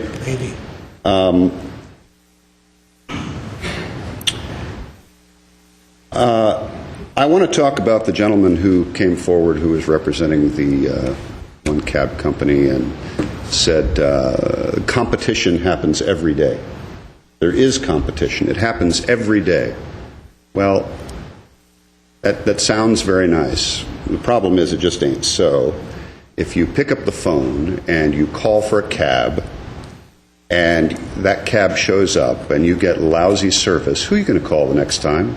Different cab company from the same ownership? There are people in this city that depend on taxis, in every city. A lot of them elderly, who rely on taxi cab service to get to and from a medical center or a pharmacy or the grocery store to do their marketing, or rely on a taxi company to go pick up a prescription and bring it to them, and so forth. The idea that there's competition just because, I don't happen to like the service I get, so next time I call, what do I say? Don't send me Joe, who you sent me last time? Anyhow, these to me are as arguments are non-starters. They're, Friedman, you mentioned that, to paraphrase you, however, what the TPC was trying to do to be a leveler, to bring some balance, competition, that is a wonderful thing, and I applaud them for that. I'm glad they did. But I also agree with you. This is not the way to do it. This won't do it. And the reason it won't is, in my view, because of this issue of all of the contracts terminating at the same time. It's just a simple fact. There are people in this city who rely on that service. And so I don't want to see us get into that position. However, when we do get to the policy discussion, you can bet your bottom dollar that I'm going to be asking some very, very pointed questions about how we do things in this city with regard to taxi cab service. And I will not be overlooking issues such as, whatever it is, 4 out of 5 of the companies having essentially the same ownership. And I will not be overlooking issues of that issue of money and influence. And I won't be overlooking issues of how we go about making sure that this shiny little lure that we're hanging out there about green vehicles actually happens. But for now, on this very specific issue that Mr. Weaver points out that we are discussing here tonight, I am going to, at least for now, I'll hear from the mayor, I'll hear from Councilmember Quintero, and I will reserve the right, Mr. Mayor, to change my vote based on what I hear from some of my colleagues. But for the moment, I will not be sustaining the TPC's decision. Mr. Quintero. Okay, well, for me, the issue at hand tonight is the idea that we're moving to a greener fleet of vehicles, and quite frankly, I'd like to see this company move within the next 18 to 24 months to replace the vehicles. If someone bought a new big 4-door Ford, I guess we can't, a year ago, and they're not making them anymore, by the way. Those days are over. If they bought that type of vehicle, it's fairly new, then I guess we can't force them to do it. But otherwise, we need to move quickly to replace the existing vehicles, hybrids, CNG vehicles, biodiesel, whatever it is, but we need to move in that direction. And yes, you do need, at a minimum, you need a 5-year time period for any commercial lease or any commercial purchase. That's just the way it is. So that, to me, is my primary objective tonight. The second one is just a general idea of service. I've taken cabs in this city for over 10 years. I've really yet to have any complaint. They've picked me up early in the morning to get to the airport. I've had absolutely no issues. I always ask the drivers the same thing. How long have you been driving? Where did you come from? What did you do in your country? Are you making any money? I always ask them the same thing. And I've always been satisfied with all the answers. Of course, they all complain that they're not making any money. but that's standard with most business people. But there is no question, these are private owners that own these cars. They have a central dispatch system, et cetera, but it's their car, it's their money. They make or lose money depending on what's happening that day. The longer they work, unfortunately, the more money they make, so they have a tendency to work long hours. And I would have told you that, gee, everyone lives in Glendale, just from my, past experiences and so forth. But in fact, when you look at the list of taxi cab drivers, out of the 16 drivers that are in question tonight, only one lives out of the city. He lives in Van Nuys. What's also interesting is that for the most part, they tend to live in the southern districts of the city, or east or west, and they may own condominiums, but they're probably rental units. In other words, they're not making much money. There's one gentleman, number 12, who actually lives on just a street address without an apartment or a condo number. So they're not making much money. I mean, that's the bottom line. And I do think we owe an obligation to these people that are serving this city, that have probably been doing it for a long time, to give them the 5 years necessary to make the conversion. And then I also want to say that, I guess I can be persuaded to go in a different direction, but quite frankly, I get a little bit nervous at the idea that we're going to have all of our licenses, all of our cabs, all expire at one time, and we're going to have a new fleet, perhaps, coming over.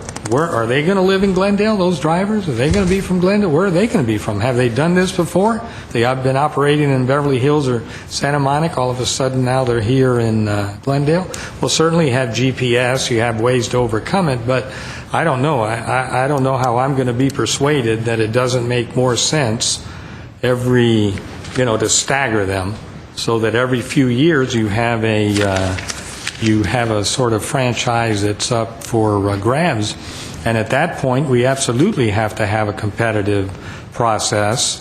And quite frankly, at that point, court orders notwithstanding, but we need to push renewable vehicles. We need to push. They're all over the place. You see them everywhere. You see them in other cities. So, we need to emphasize the fact that the old sedans that have been used all of these years, they're no longer relevant as far as I'm concerned. So I am going to go for the full 5-year extension. And in terms of taxi cab wars, quite frankly, there must have been peace in our time, because until the past year or so, there weren't any issues. I don't know who applied, who didn't apply throughout the years, but certainly never came to our level. And no, I haven't had complaints about taxi cab operators in the city. And by the way, if it says Beverly Hills Cabs and other names, they're not necessarily, they may be people that live in Glendale, but they're not people that are operating in Glendale. They may be driving their cabs to their homes and parking them on the street. But anyway, I want to thank the TPC for spending the time, and obviously they're very interested in this issue, and I think they're doing a good job of examining a lot of transportation and parking issues in the city. It's a very active commission, and so I want to thank them for taking the time not only to come this evening, but just to work on these important issues.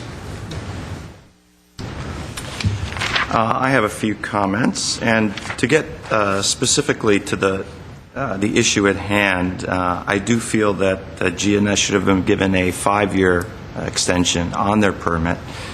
In looking at the record from the TPC, they are a very reputable company in terms of their training, their vehicle maintenance, their drug testing for drivers, the dispatch system, the commitment and the promise to transform their fleet into green vehicles, the fact that there are no notices of violations. I think that all goes to their abilities and credibility as a taxi company. So I would be in favor of extending them the full 5 years. As far as the TPC goes, I know I've been there. Let me tell you, I've been there, and this feels like deja vu all over again for me. Perhaps there's a better way to bring a policy discussion to council rather than using the very strong method of adjusting the taxi cab permit period. We're more than welcome to have joint meetings and discuss policy issues as it relates to transportation, parking, and taxi cabs. And don't forget the all-time favorite, the non-emergency medical transportation field, which maybe is something for another day. But I've got to say, I'm listening to Ms. Friedman, and I was there.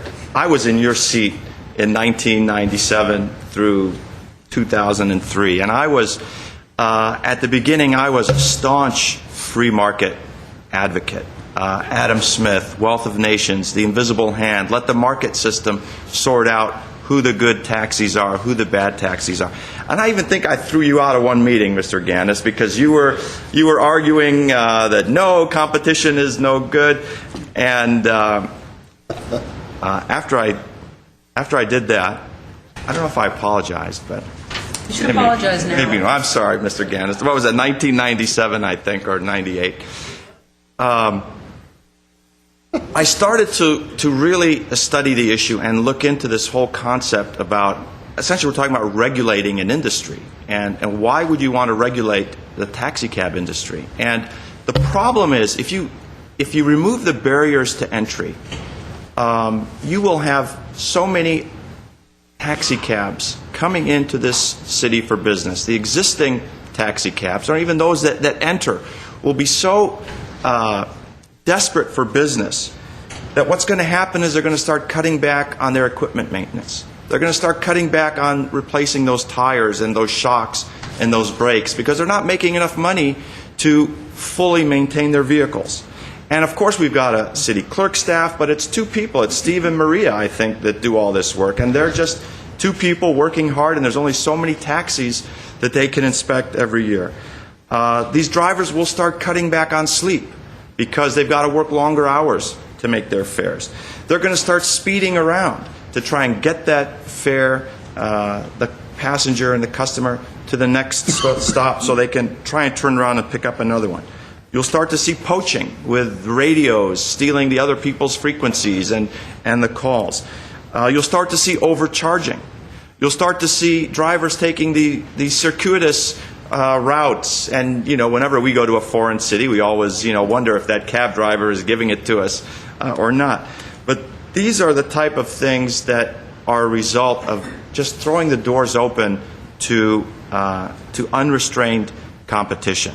It sounds good. Unrestrained competition is great for Starbucks, where if you get a bad cup of coffee, the worst thing you've got is a bad taste in your mouth. But when you start dealing with common carriers and people taking the infirm and the elderly and just regular adults and children, you don't want to compromise their safety and the quality of their vehicles and the quality of the drivers and the quality of their attentiveness.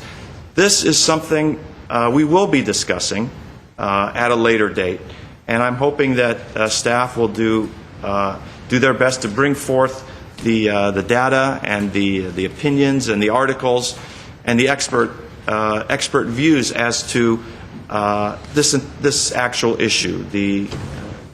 I think we can describe it as the regulation or the deregulation of a particular industry.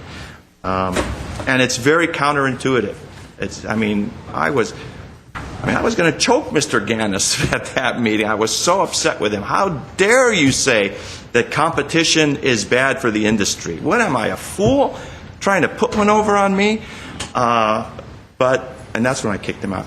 But once you get into it, it takes a little bit of time to understand this really complex industry. And certainly we don't want any undue influence. That goes for this issue. That goes for any issue that comes before this council. I think we lose the trust of the public if anyone has a shred of doubt as to the positions that we're taking, whether they're being driven by good policy or by good, criminal activity as seen by the FPPC. So that's where I'm at. We will have a lively discussion. It's something that I hope flows through the TPC. Because I know that's their role, and when I was on the TPC, I was always upset when council tried to usurp our authority and the purview of the issues that make us viable and the issues that are important to the TPC. So it's something we can all discuss, and maybe we'll learn something. Maybe we'll change the way we do things. There's always room to improve our ordinances. I'm hoping that this is something we can improve on. And again, I think as I mentioned other times, we need to include, I don't know if the non-emergency transport is an issue today.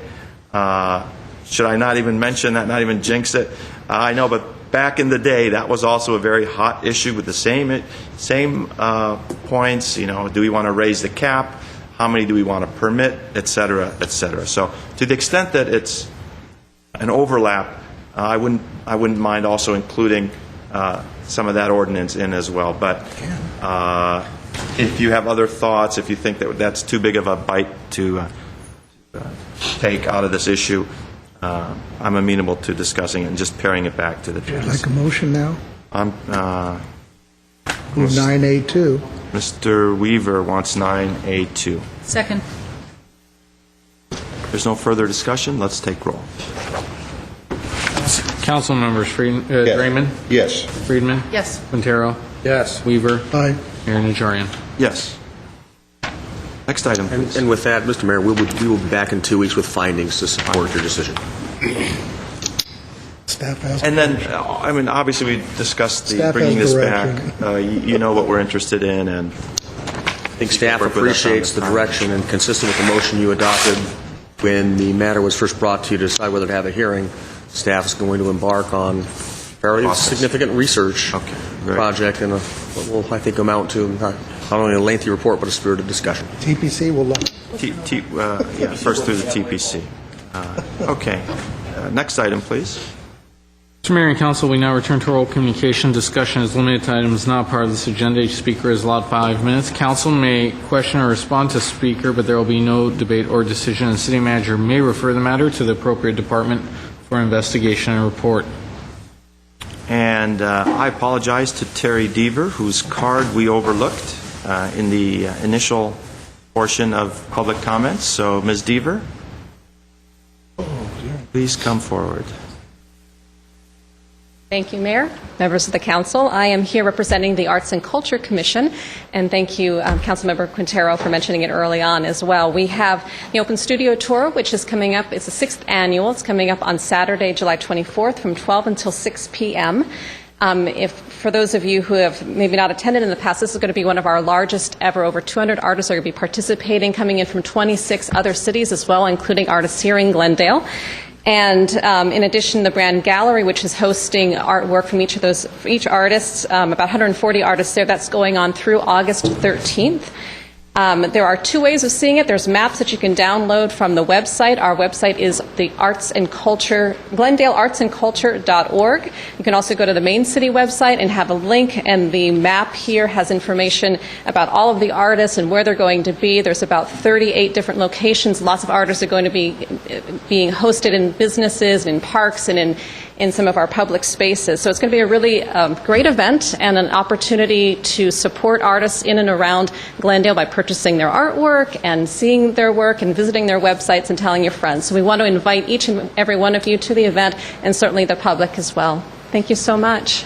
Thank you. And I apologize again for missing you. But you learned a little bit about taxis probably in the meantime. I did. Thank you. More than you'll ever want to know. Richard Espiritu, followed by Margaret Hammond.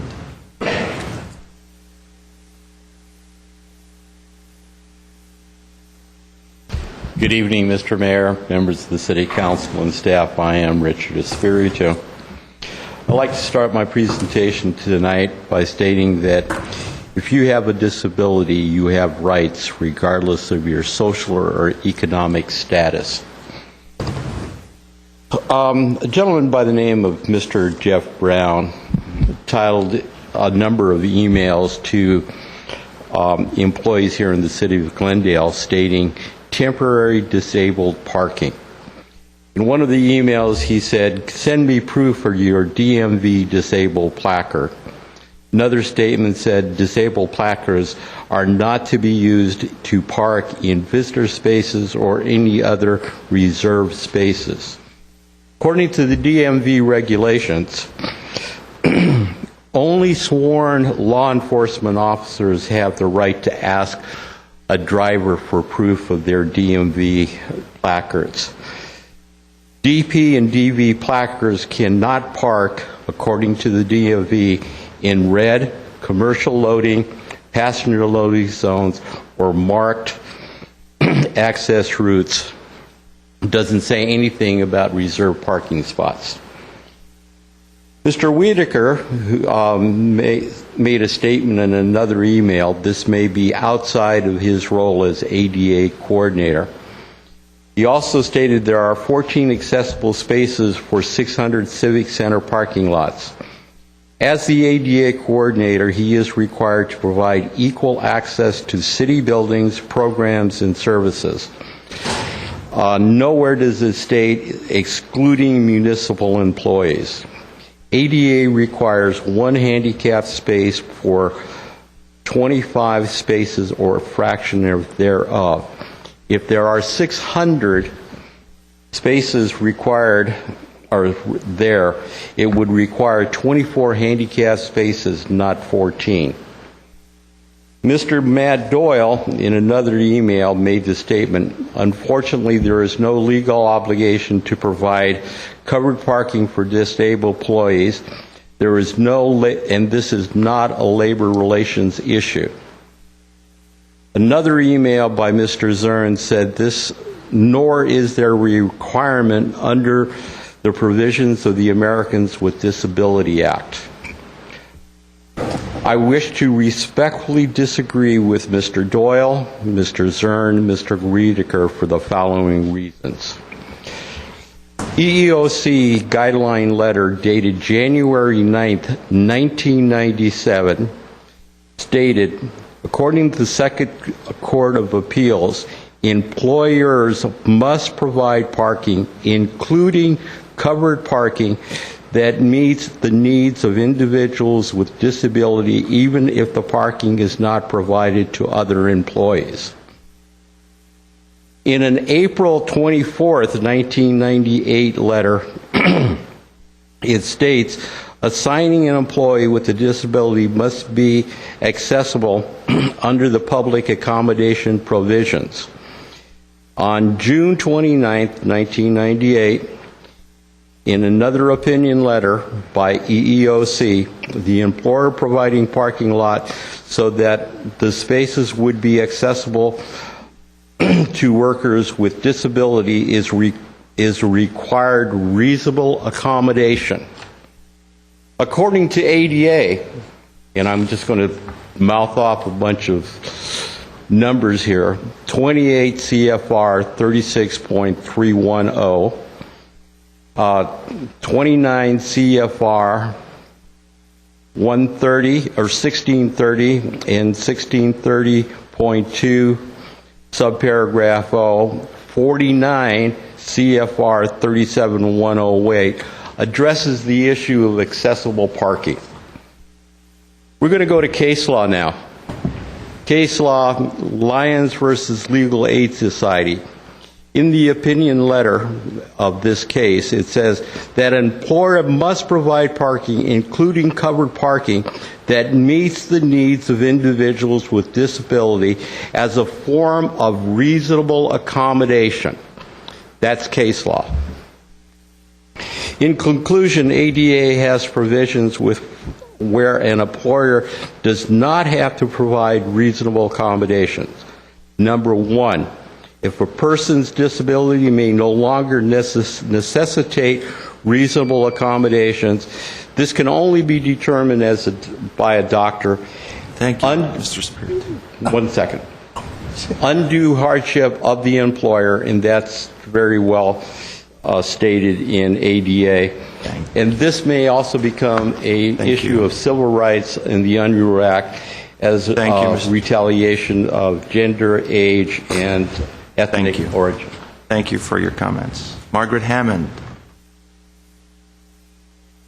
followed by Scott Peer. Good evening again, Your Honor, members of the council, staff, and audience. My name is Margaret Hammond.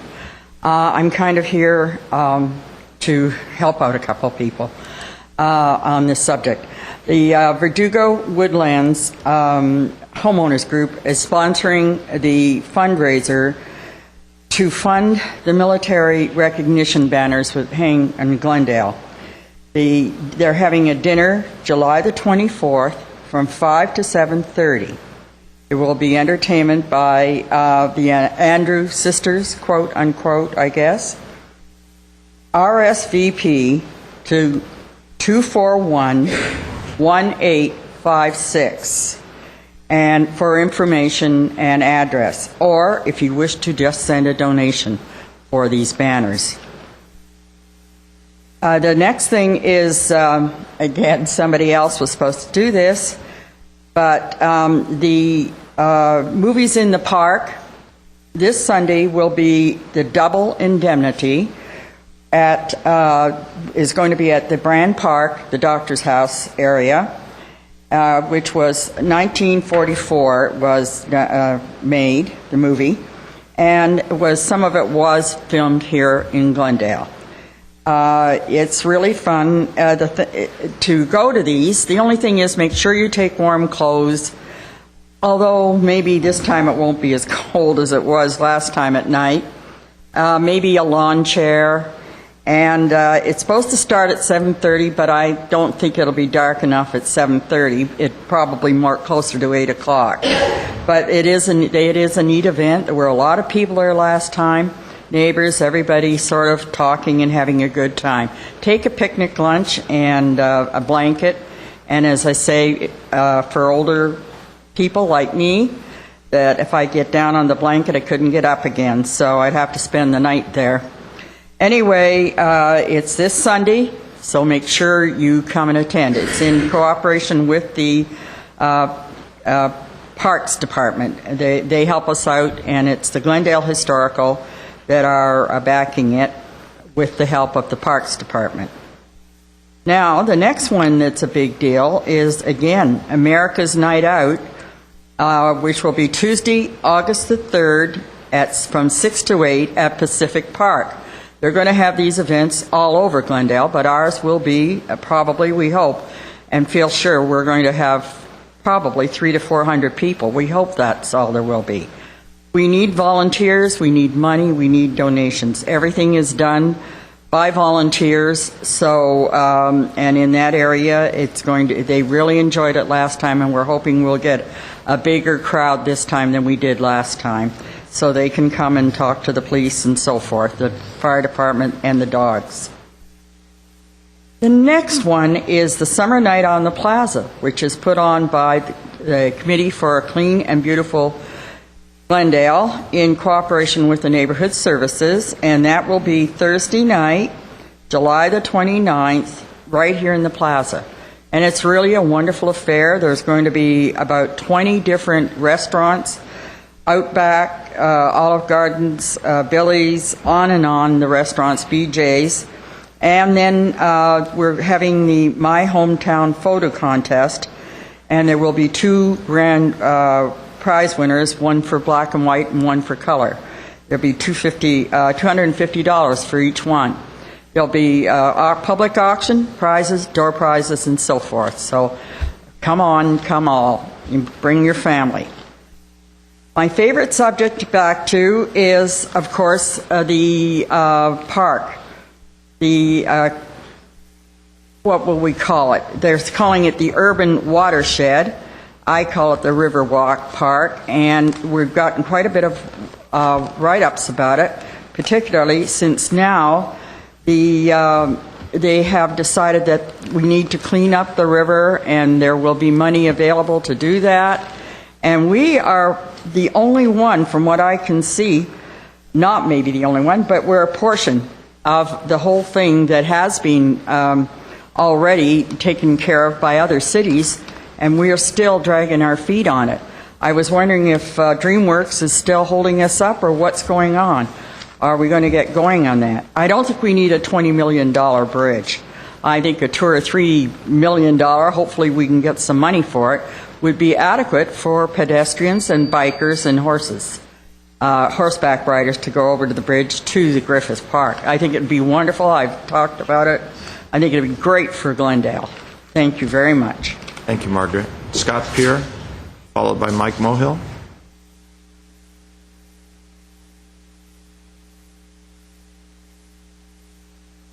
Good evening. I'm Scott Peer. Thank you for listening. I'm here to talk about solar energy. For members of the public listening, I'd like to invite you to join go onto Facebook and join the group Solar Glendale. Thanks in advance. The Planning Commission held another meeting on changes to zoning rules for solar systems on June 2nd. Like the meeting 9 months ago, no option was approved. They continued the meeting to July 21st and asked Planning to update Option 2, the option with limited zoning exemptions. They know the State Attorney General's office has written that the option is in direct conflict with the law and know that it is window dressing with no functional purpose, but they still want to waste city resources tweaking it. They compared their fight against solar laws to the city's fight against cell phone towers. They've stalled on solar energy since their first meeting on the topic on October 21st last year. Waiting for the Planning Commission to take positive action on solar energy is simply hiding behind them. It's not a substitute for action. Option 1, the removal of all zoning rules for solar systems, has been ready for approval since October 21st, 2009. The City Council should stop waiting and approve it. For over a year and a half, I've listened to Glendale employees say that I'm just a selfish person trying to sneak a patio cover through the system. I've spent well over $10,000 on lawyers, architects, engineers, designs, and permits trying to get a solar system and have the Glendale codes corrected so that others can follow. I've had over a dozen meetings with various Glendale officials, made hundreds of phone calls and emails. For all this time and money and effort, I have nothing to show besides piles of files. The city has battled against solar energy and me this whole time. Someday the city may succeed in defeating me, but it will not defeat solar energy. Solar energy is the way of the future. Solar energy will prevail, and those who fought against it will be known as short-sighted. According to GWP, Glendale has about 200 solar systems installed. Our city has 2,000 residents. In other words, there are 1,000 residents for each solar system. Looking at it statistically, 0.2% of residential power is generated by local solar systems. We should be counting tens of percents of solar energy, not tenths of percent of solar energy. Glendale officials repeatedly claim that Glendale is doing well in solar energy. I asked, what difference does it make to the environment if Glendale has 0.2% clean energy or 0% clean energy? Are we supposed to be proud that 1 in 1,000 people have installed solar systems? I say that's not only not enough, it's not nearly enough, it's not even close to nearly enough. 1 in 100 would not be enough. 1 in 1,000 sounds like greenwashing. In the 32 years since the California Solar Rights Act was passed, Glendale has taken one of the 1,000 steps that were intended to be taken. Continuing at this rate, it will take Glendale 15,000 years to go solar. It's not that Glendale tried and failed to go solar. It's not even that Glendale failed to try. The Glendale City Attorney's Office recently wrote a confidential report on how they intend to beat the Solar Rights Act. Is the connection between dirty power and death too difficult to comprehend? Does the plight of the fishermen in the Gulf whose lives are ruined by BP mean nothing to us? Is this just a dog-eat-dog world? Why do city officials say that solar systems are ugly eyesores? When I see a solar system, I see reduced pollution, less cancer, and empowered residents. Grayson Power Plant is my definition of an ugly eyesore. The city owes us an explanation as to why solar systems are ugly, but the pollution, cancer, asthma, and power plants that they replace do not count as ugly. Berkeley and Pasadena have removed all zoning restrictions on solar systems. Things are going well for them since they opened the door to solar energy. We could take even additional steps, like what's going on with solar energy in Germany. They deserve credit for being both wise and innovative. I'm not asking the city to take wild chances. I'm simply asking that we do things that others have done and have been proven to work. You have a choice. You can show leadership and accelerate the conversion to clean, efficient energy that began in the 1970s. If you choose to do so, history will treat you kindly. Thank you. Mike Mohill, followed by Herbert Milano.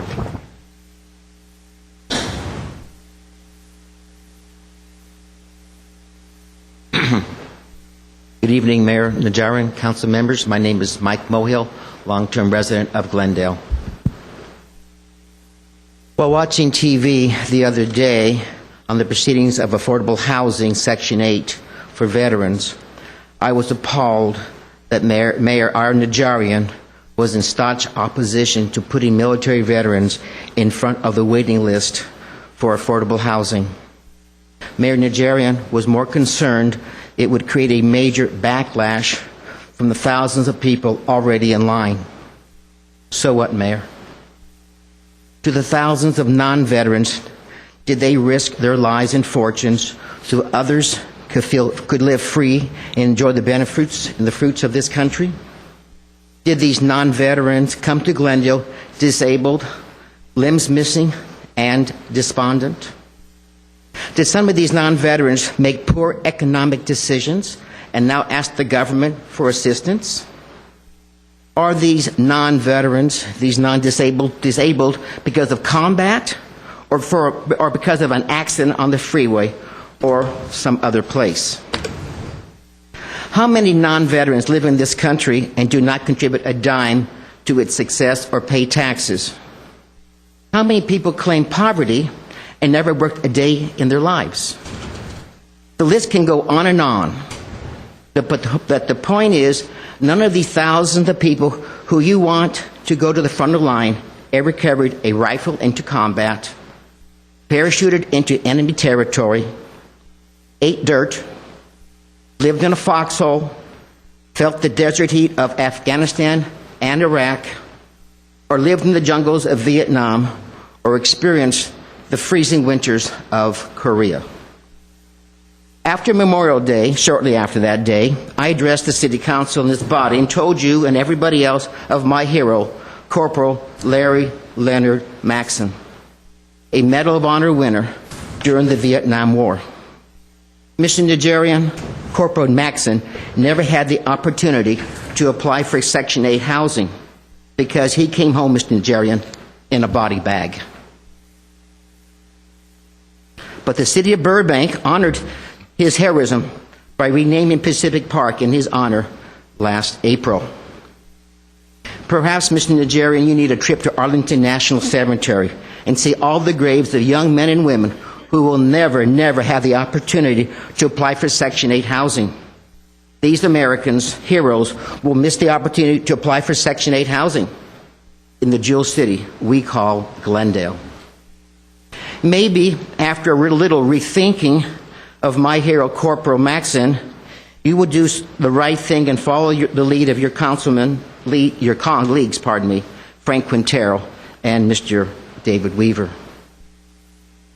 Isn't it ironic, Mr. Mayor, the same men and women who you would deny preference in public housing are the same people who would sacrifice their lives again and again for you to say no to them? As a friend of mine once said, freedom isn't free. What we owe our veterans and their families is immeasurable. A front-of-the-line pass is in grateful recognition for our veterans' service. A sacrifice to our country is much, much less than they deserve. But unfortunately, all we can offer them at this time. Thank you, Mayor. My name is Mike Mohill. Herbert Milano.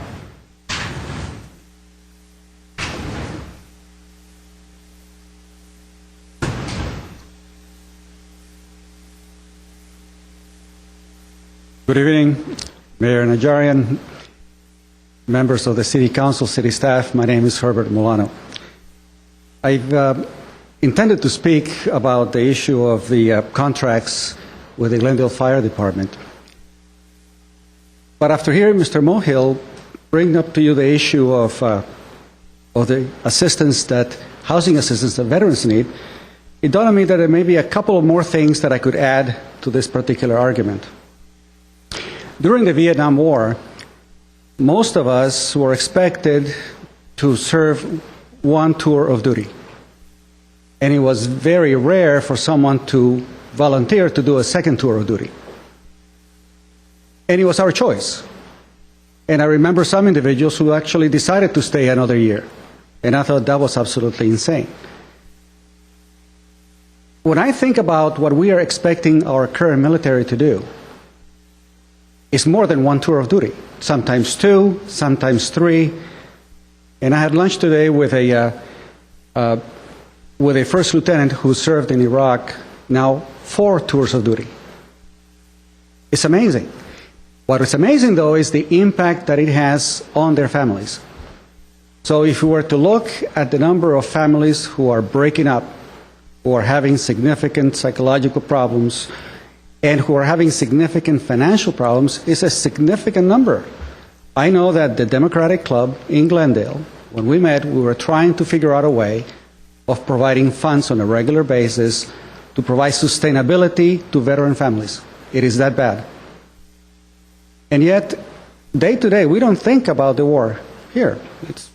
We may see it once in a while on Sunday mornings when we watch the list of the dead for that week, but overall, this is not a war that is impacting us. And yet, the kind of sacrifice that we're expecting of people who volunteer for it, I think deserve a special recognition and a special consideration. Last year, I attended a graduation ceremony for a master's degree in occupational therapy. And the presenter told us that there were, as of that moment, 326,000 veterans in need of severe, significant occupational therapy. In fact, there was a shortage of this type of career. If we were to look at the number of veterans who have been maimed significantly and who are unable to work, their conditions impact their families in a very, very severe situation. So it is my hope that you look at these statistics of the level of sacrifice that these families are making, and we recognize that in a way that it is commensurate with that level of sacrifice that they're making for us. I think it deserves better recognition. Thank you very much. I don't have any other cards for oral communications. Oral communications is closed. Are there any comments from council? Mr. Adjourn. Yeah, I wanted to make a comment that Saturday I attended a ribbon cutting for a company in Crescenta Valley that has literally put together the largest solar panel array up there, and they worked with the private contractor that placed the panels. However, they also worked with Glendale Water and Power and got their rebates, and they kept harping about how easy it was to work with Glendale Water and Power on this solar installation.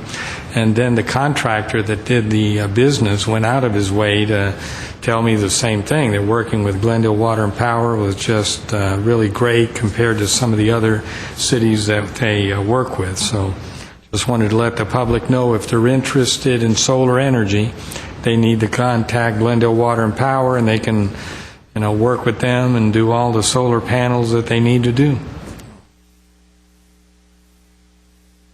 Comments? Just add, I've had solar panels heating my swimming pool since 1979. I had no problem. Never used the heater in the pool at all, just solar.